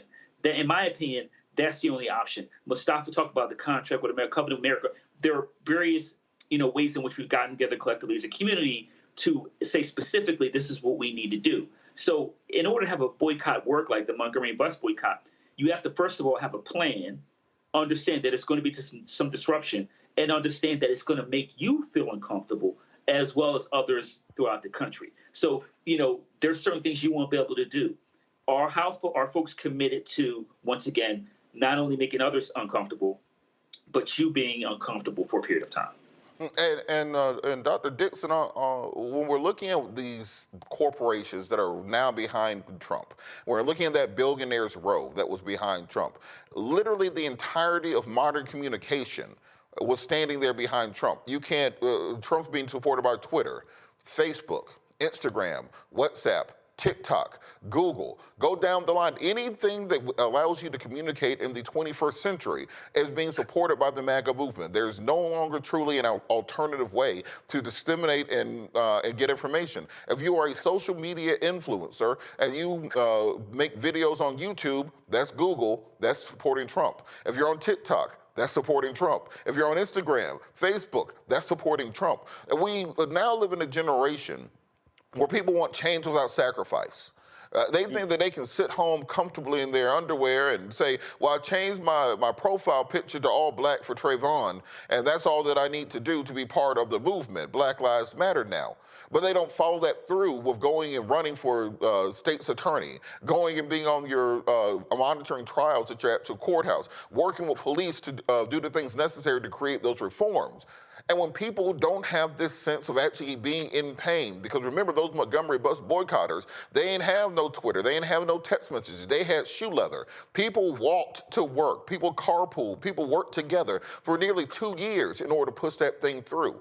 Who's going to be that leader to bring us together, or what is going to be that cause that brings us together to tell people, like, look, you can't use Amazon Prime to get your groceries here in an hour. You have to get up and go to the store if you want to actually make change. You want people to actually believe you when you say you want change, because right now, all they do is say, the black people are mad. Send Snoop Dogg, Nelly, Rick Ross, Waka Flocka Flame, and Sexy Red out there, and that will shut them up. I think first thing we have to do is clean house in the black community and identify all those people who are Judases. Whether they know it or not all of them are taking 30 pieces of silver, but they are listening to some people who have been given 30 pieces of silver to divide us. There is a gross inability for us to organize as a black community right now, specifically because we have people talking division amongst us, dividing the diaspora. One of the most foolish things that is happening right now are people who are dividing the diaspora globally, especially when we see that there is no division amongst white supremacy globally. It doesn't matter if you're German, Irish, Italian, Australian, British, it doesn't matter. They are unified in their white supremacy. And so we must smoke out every individual who's trying to divide the black community here in the United States or divide us globally and unify globally. This is going to require international action. We simply do not have the resources we need internally, as we've seen, but the power of the conservative boycotts. They're demonstrating their economic power. We have the ability to withhold. I think we must get the discipline to withhold our spending, to not be consumers, to be net savers. If we can get that discipline, that's the first step. The other thing I would say is we look at the Montgomery boycott. As magnificent as it was and a model to be honored and studied, it was a city. We have to organize a nation. We have to organize a digital space. We have to organize internationally. And so we need to look at the lessons and the structure and the wisdom of the Montgomery boycott, but realize we got to step it up some. And look, on what you were just saying, and this is where I will officially get in trouble for this show. We talk about this effort to divide black people along ethnic lines. What we saw during this election cycle was, and I think everybody knows it on their social media, all of a sudden a bunch of like super pro-black accounts that you have never heard of showed up on your timeline. Those were being financed by these same white special interest groups. There was COINTELPRO in a modern context. So all of a sudden you start seeing people saying, well, if you're black and Indian, you ain't really black. If you're black and Haitian, you ain't really black. If you weren't here during slavery, you weren't foundational to America. What they started to do, they say that your relationship to your blackness was not based on your DNA, it was based upon your relationship to European enslavement. If you were enslaved by the French, you were fundamentally different than being enslaved by the British, and you're different than being enslaved by the Dutch, and you're different than being enslaved by any other group. They told you that your brothers and sisters in Brazil who are darker than you were not your brothers and sisters. They told you that the Afro-Caribbean, that the African community were your enemies, and that the white people who used to own you were really your friends. They inject it into your timeline. They inject it into your social media sphere. This conceptualization that somehow you should vote against the African and the African American and Indian woman because Donald Trump was going to give you a plan for reparations. Have you lost your damn mind? Yes. And when you see someone like Elon Musk who spent $44 billion to buy Twitter, that was the reason. That they can change your algorithm. They can change who you follow, and therefore they can change opinion. Reverend Jackson always says that voter suppression isn't about Bull Connor standing outside with dogs and hoses anymore. It's about skimming. If you can get 1 out of every 100 voters to stay home, if you can get 1 out of every 100 voters to get out of line and not say they can do it, if you can get 1 out of every 100 voters to not be active in politics, then you can change the outcome of a nation. At the end of the day, when we talk about the 2 million votes Donald Trump won by, in reality, he won by about 60,000 votes in 3 swing states. So when we're talking about Michigan, Wisconsin, and Pennsylvania, if 60,000 people voted the other way or 60,000 more people turned out for that election, then Kamala Harris will be the president right now. We will not be dealing with Project 2025 coming to true fruition. You mean to tell me there weren't 20,000 black folks in Philadelphia who didn't vote? 20,000 black folks in Detroit who didn't vote? 20,000 black folks in Milwaukee who didn't vote? So the entire point of this operation, the entire point of this apparatus was never this wholesale change. It's about skimming off 1 out of every 100 or 1 out of every 1,000 some situation voters that have changed the entire nature of this country. And so for our brothers and sisters out there, you have to understand that your blackness is not conducted through European colonialism. You were black before white people existed. Scientists say that the DNA for blonde hair and blue eyes and white skin is 7,700 years old, found in northern Spain. The African mitochondrial DNA, as I said, goes back 250,000 years. We've survived ice ages. So when you say that you are only black because you were enslaved by the British or you were enslaved by the Americans, then what you're forgetting is this long culture, this globe-spanning civilization that you are the genetic inheritor of. And we have to go back to a place where we understand that who we are and what unites us goes deeper than this nation, goes deeper than a political party, goes deeper than any political agenda. And we have to start dealing with this conceptualization of nationalism when it comes to being black folks, seeing ourselves as a nation state. When you look at what's going on in Europe, you have Ukrainian Slavs versus Russian Slavs over this concept of nationalism. When you look at what goes on in the Middle East, you have Kurds fighting Sunnis, fighting Shias over this idea of nationalism. But they told black folks throughout the course of the last 150 years that our fight is about racism, not nationalism. We don't need our own nation. We don't need to control things. And you have many folks who say, I don't want to have our own free and independent black nation, either economically, socially, or politically. I simply want a better piece of the pie in white supremacy. I don't want to get off the plantation. I just want a nicer bed in the plantation. As long as I can get mine and be comfortable within my little enclave, with my fiefdom, I'm more than happy to be just as virulently racist as many of the people who used to oppress me. You can look on social media. When Donald Trump said that Haitians were eating the cats and eating the dogs, you have black folks saying, yeah, that's right, I know they do that. When you saw these abuses against African immigrants coming into America, they said they're coming over here and stealing all the welfare. That's my welfare. I'm the #1 slave. You can't be up here being a better slave to me. This is the type of brainwashing that we've seen taking place in Western society since the Romans, when they would go into an area and turn one ethnic group against the other ethnic group so they could enslave both ethnic groups. So if we want to truly be free, if we want to not have to worry about DEI because we already got MY, my own stuff, it's through this concept of black nationalism, seeing ourselves as brothers and sisters in a connected web, and a tapestry that can truly bring our people forward. We're going to talk more about this after the break. You're watching Roland Martin Unfiltered, streaming live on the Black Star Network. We'll be right back. Hello, I'm Isaac Hayes III, founder and CEO of Fanbase. And right now, we're accepting investors in our $17 million round to revolutionize the future of social media. Today, for just $399, you can own 60 shares of stock in Fanbase at $665 a share.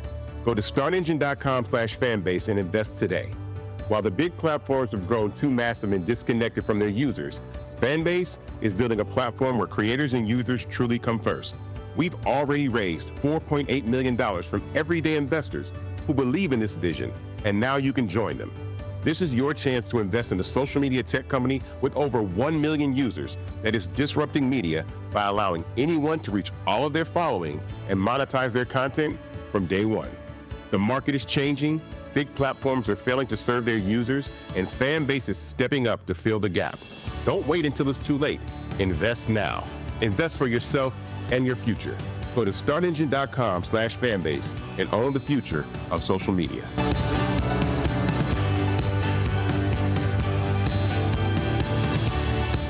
What's up, Geek Tony in the place to be. Got Kicked Out Your Mama's University, creator and executive producer of Fat Tuesdays, an air hip-hop comedy. But right now, I'm rolling with Roland Martin, unfiltered, uncut, unplugged, and undamn believable. You hear me?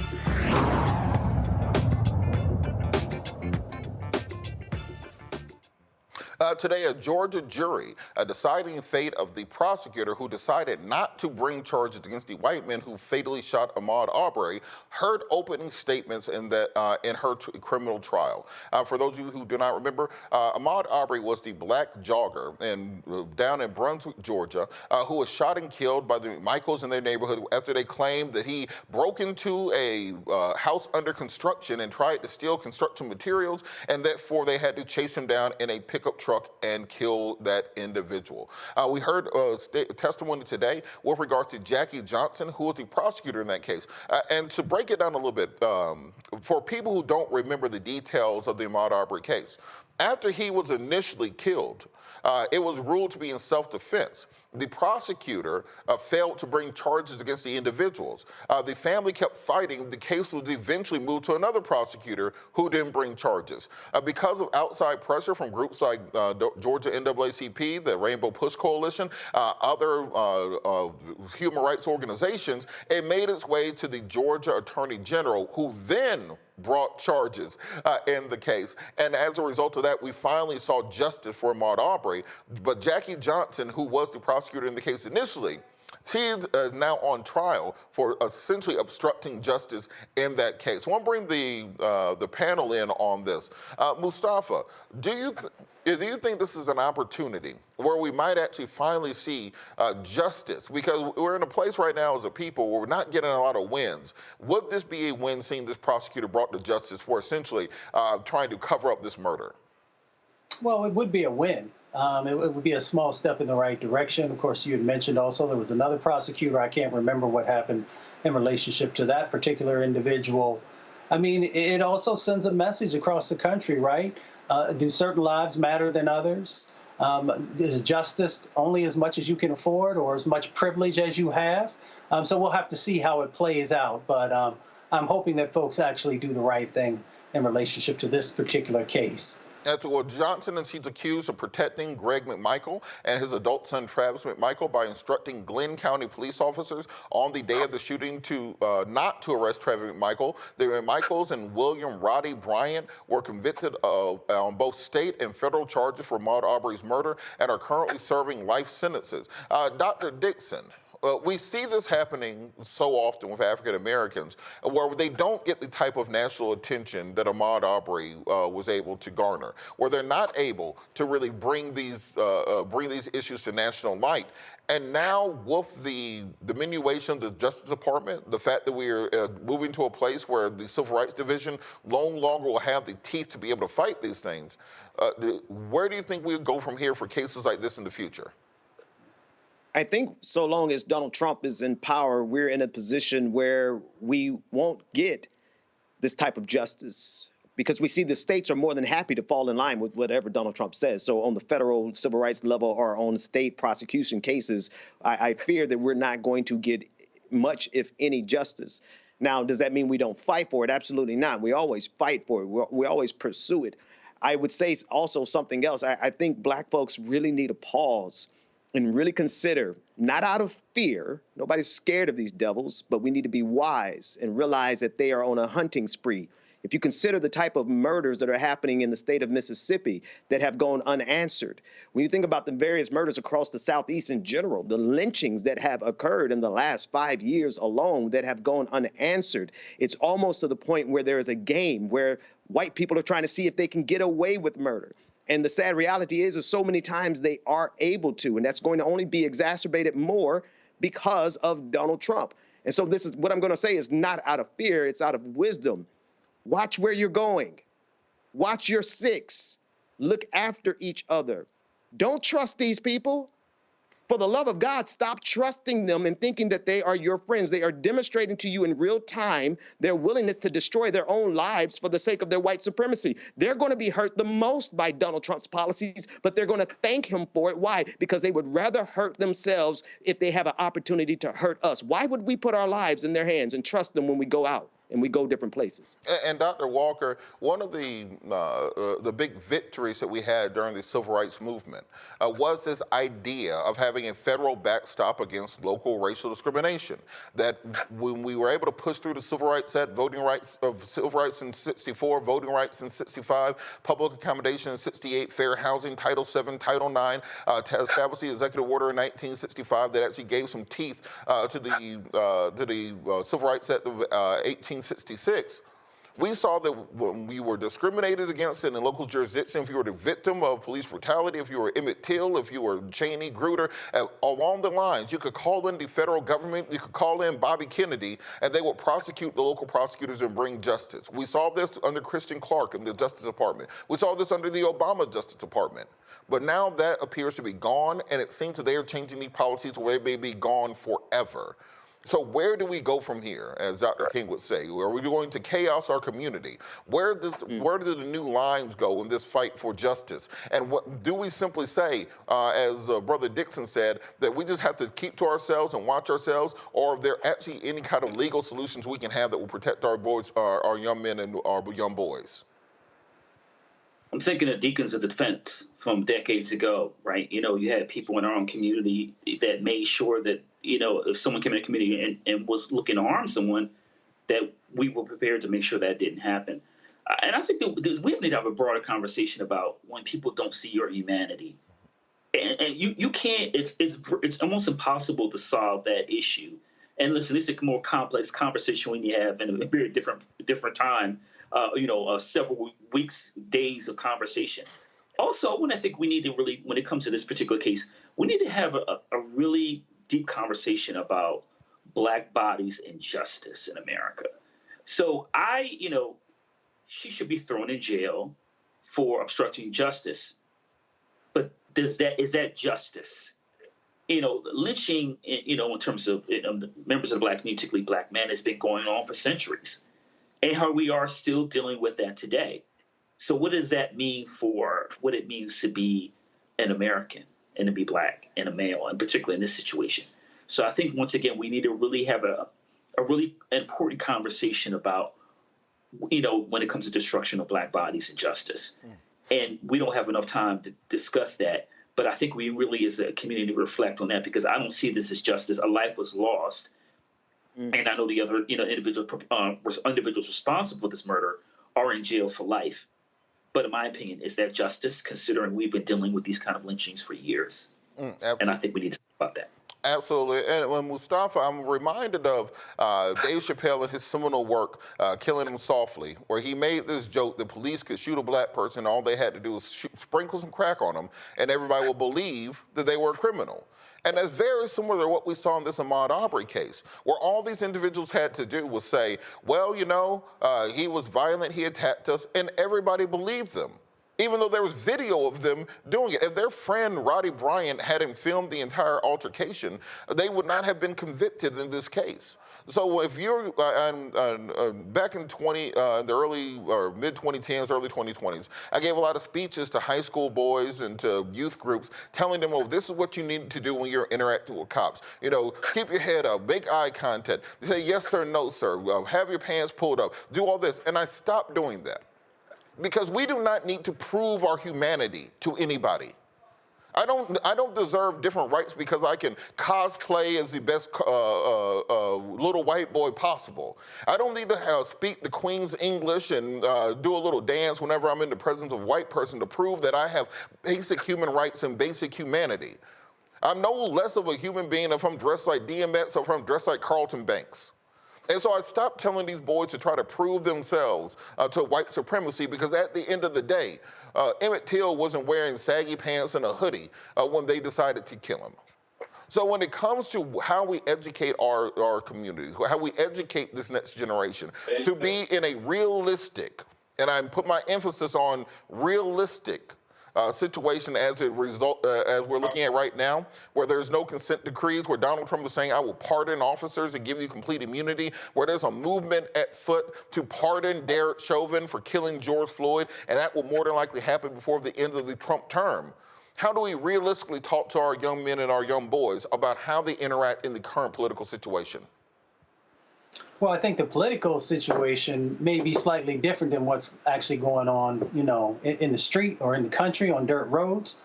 So you have to actually make sure that you're being strategic in the various atmospheres that we show up.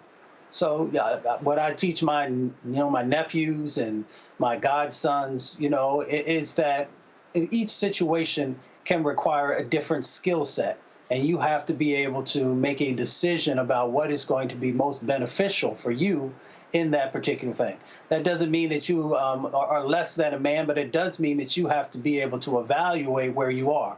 If you're on a Mississippi road at 2 a.m. in the morning, there's a certain set of actions that might be necessary that would be different if you're in Jackson at 9 a.m. So I teach, the folks that I love and care about, that you've got to have a number of different skill sets, but you also have to understand, that you are a man or a young boy or whatever your particular age is, and that you got to stand on that. But there are ways to be able to navigate, the craziness that you might find yourself in, or how to not get yourself into crazy situations to begin with.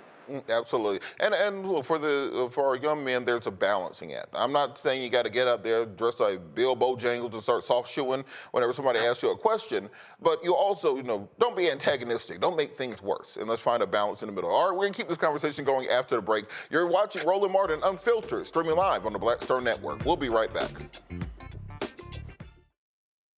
Coming soon to the Black Star Network. But y'all, when you're on that stage, or when you're and you're seeing 2 and 3 or 4 generations in the audience, that's got to speak to you about the power of what y'all have become. Oh, most definitely. I think we were doing our show before our break, and remember, I was watching this kid. I could not take my eyes off him because he was about 9 or so. He was sitting in the front row with his over on the right-hand parents. side. Yes.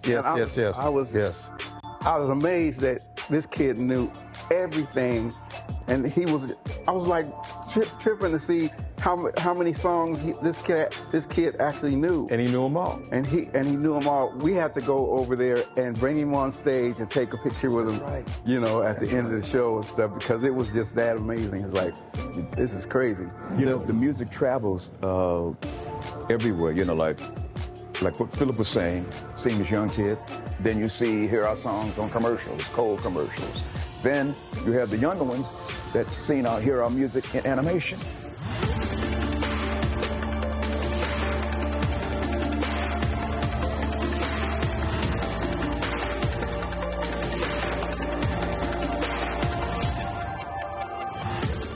I'm Russell L. Honoré, Lieutenant General, United States Army, retired, and you're watching Roland Martin Unfiltered.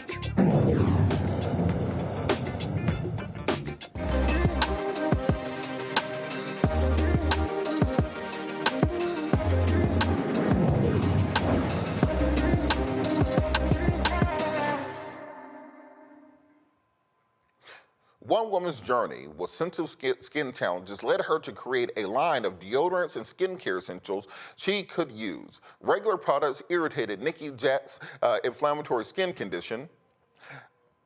And after extensively searching for suitable products, she ultimately created Coco Elan. Nikki joins us from Houston, Texas. Nikki, how are you doing?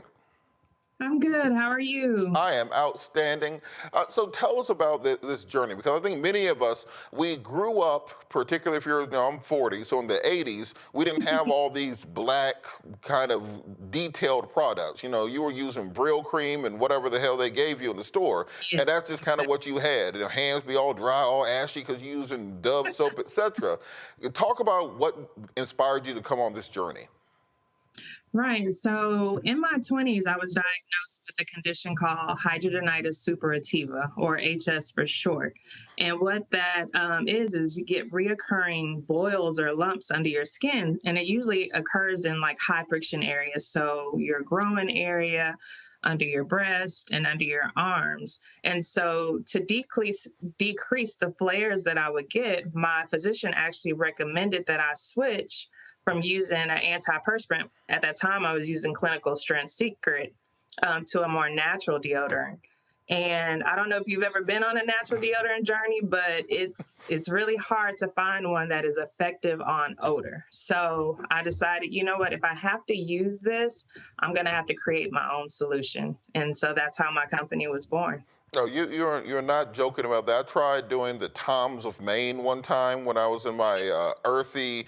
For people who were in Atlanta in the early 2000s, they will remember me hanging out in the park doing capoeira with long hair, and I was that dude for a little while, carrying around a stick and like a little African medallion.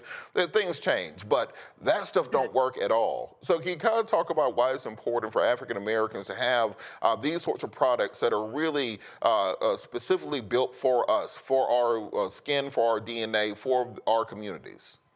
Right. Yeah. You know, that's part of my target audience. You know, I am a Black woman, so my target is Black or melanated women with skin sensitivities. With this chronic skin condition that I have, I often, with the flare-ups, I get acne-prone skin, and then those lead to scarring. And so, you know, my underarms were like unsightly. And so I wanted to develop products that would, you know, would reduce those symptoms. So, you know, I have a turmeric soap that'll help lighten dark spots. I have a charcoal tea tree that'll help cleanse the pores. Because at the end of the day, the things that we would slather on our underarms, we would never put that on our face. You know, our face is our moneymaker. We would never put a product or an ingredient on our face that blocked our pores. So why do we do it for our underarms? No, you have to. You're absolutely correct. Think about the aluminum and the other just kind of additives that are there that we're putting. So I've got the products here. I feel like I'm a QVC model. Let's see if we can get this on camera. We've got the, what is this? Tell us about the product. This is the soap, coconut oil, water, sodium hydroxide, turmeric powder, fragrance oil, vitamin E oil, and that's all. Talk about how important that is. So that box that you're holding, that I just developed a 3-step system this past December. And so the soap is gonna be the first step. So no matter if you use just a regular soap or my soap, which that one is a turmeric and vitamin E. So that turmeric bar is gonna help with evening your skin tone. The vitamin E is gonna help nourish and clear up your skin. And so that'll be the first step. Your second step is yes, the second step is the toner. So I know a lot of people are like, toner for your underarms. But yeah, that toner is a witch hazel and glycolic acid toner. So glycolic acid is a gentle exfoliator if you use it at a certain percentage. And then the witch hazel is a natural astringent. So it'll help clean the slate of your underarm before you put on your step 3, which is the That's over here. moisturizing deodorant. Yes. And so in our deodorants, we do use like coconut oils and things like that to help moisturize the skin. But it also has powders in there that will help absorb your sweat, because that is the one thing with deodorant. It allows your body to naturally sweat to control your body temperature. But if it has powders in it, that will absorb the sweat so you don't feel as wet. Absolutely. Also, I just found out I got some ugly ass hands on TV. This doesn't mind when I have TV hands. Vanna White's job is harder than I thought. All right, so let's go to the panel if you guys have questions. I know us as men, often we do not take these care issues seriously unless there's a woman in our life who forces us to do so. But Mustafa, do you have a question? Yeah, well, Nikki, congratulations. You have beautiful skin, so you're just the person to... Thank you. Yes. I saw a number of different elements that you have, whether it's turmeric or lemon or a number of other things. How do you make the decision about which ones come together to provide the best experience for the people who purchase your product? Right. So with the turmeric powder, because it's a powder that helps with evening skin tone to brighten the skin, I wanted to add an element, a fragrance oil that married well with that. So, the brightening, just kind of awakening. And so I paired the lemongrass with that soap, and it smells so good. And then I have also a charcoal and tea tree soap. And so if you know tea tree can smell kind of harsh, but it's doing a job. It's helping to deep cleanse those pores. It's great for acne prone skin. So it has a job. But yeah, that's how I kind of married the two together. All right, Dr. Walker? Yeah, so congratulations on the success. And I'm wondering, what has been the response particularly from the Black community in terms of supporting your products? It's been great, actually. When I do pop-up events or markets, Black women come out and support Black women. That's just bottom line. They do. They're like, even though I don't use natural deodorant, I want to support you. I know somebody that can use it, so they'll buy it. And then, also other groups. My products, I do target melanated women with skin sensitivities because that's who I am. But my products are beneficial for, also for men, for women, and for children that are ready to use deodorants. Dr. Dixon? Yes, congratulations on all your successes thus far. My question to you is, what are some of the things that you need to scale up and to spread your business further and wider? So yes, right now, funding. They say that Black women entrepreneurs are the most founded but least funded. So I've definitely, I've applied to different grants, but that can be like a lottery ticket. But outside of that, it's, I've been looking at maybe a line of credit or, some other loan options. So, but yeah, you need money to make money. And so I've invested in myself for my business, but I didn't realize that it just wasn't enough. So how do you currently sell products? How do you currently make sure you can get these things to people? Yeah, so I have our website, www.cocoelanco.com. We also locally in Houston, we sell it at a brick and mortar called the Mala Market, where there's over 40 local artisans and vendors. So come check us out there, and that's in the Montrose area. And then also Radiant Vita Spa. It's a spa in the Heights in Houston. And so for our online website, when you go on there for the listeners today, if you put in a code ROLAND, that will allow you to get 15% off your entire purchase. All right, and so we often talk about this, and now we're getting out of Attorney Patillo. He went to bed for the night. We're getting into Robert. And part of the issue that I think we have is throughout this show, we've been talking about what we can do economically to fight back against some of these extreme agendas. What can we do as a community to fight back against what's going on? And we understand the entire thing goes back to economics. It goes back to money. Can you support and sustain your own businesses? So for everyone online saying we need to be boycotting Target because they got rid of their DEI initiatives, I want you to go to her website and buy directly from her. You ain't got to worry about no DEI program. She is diverse. She is equal. She is inclusive. So if her capacity is to sell 4,000 units a month, I want y'all to buy out the 4,000 units. Let's make sure, and look, I say this all the time to people. If somebody is your friend, don't ask them for a discount. You should want to pay more for their product. You shouldn't need somebody to entice you. People come in all the time like, oh, Robert, you're a lawyer. Can you give me some free legal advice? If I'm your friend, why the hell do you want something free from me? You should want to see me grow, see me gain, see me achieve. Nubian intellectuals, growing, gaining, and achieving. You got to reclaim that word if you're going to use it. So what I want people to do is to make sure that you're visiting her on social media. How can people follow you on social media?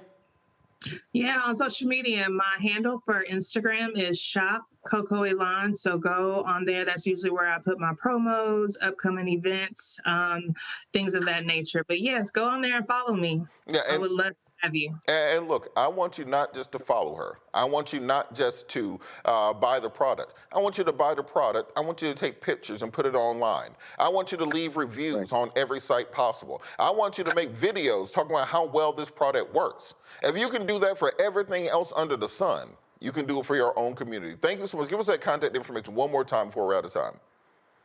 Yeah, so our website is www.cocoelanco.com, and our Instagram handle is @shopcocoelan. Thank you so much, Nikki, and we're going to make sure that we support you. And I want you to come back and let us know how it went. Let us know these people really cast you out. I want to see a post on your Instagram saying, we are out of product as of tomorrow morning, because the Roland Martin Unfiltered family not only came in and bought, they bought it and sent it to their friends and their families, and we are sold out. I had to buy a new factory and a new warehouse and some trucks because of what they did. I'm speaking it into existence. I'm putting it into the atmosphere. I'm letting you know that it is going to happen for you today, and this will be the catalyst for all that taking place. Thank you so much. Absolutely. Thank you for having me. All right, thank you so much. Great show today. Got to thank our panel, Mustafa Santiago, Dr. Walker, Dr. Dixon. Got to thank Roland for letting me keep his seat warm while he is out. Make sure you tune in. Make sure you like and subscribe to the page. Make sure you comment. You know, Roland want to see at least 1,000 likes on each of these videos. Share it, subscribe, mute everything you need to do to get the word out. We have to be our own salvation. No one else is coming to help you. Ain't no such thing as Superman. We got to keep fighting. When we fight, we win. We've never lost a fight that we fought. We've never won a fight that we didn't fight. It is time for us to get up and get together. Thank you so much, Attorney Robert Patillo. Follow me on social media at Robert Patillo. That's RobertPatillo. Holla.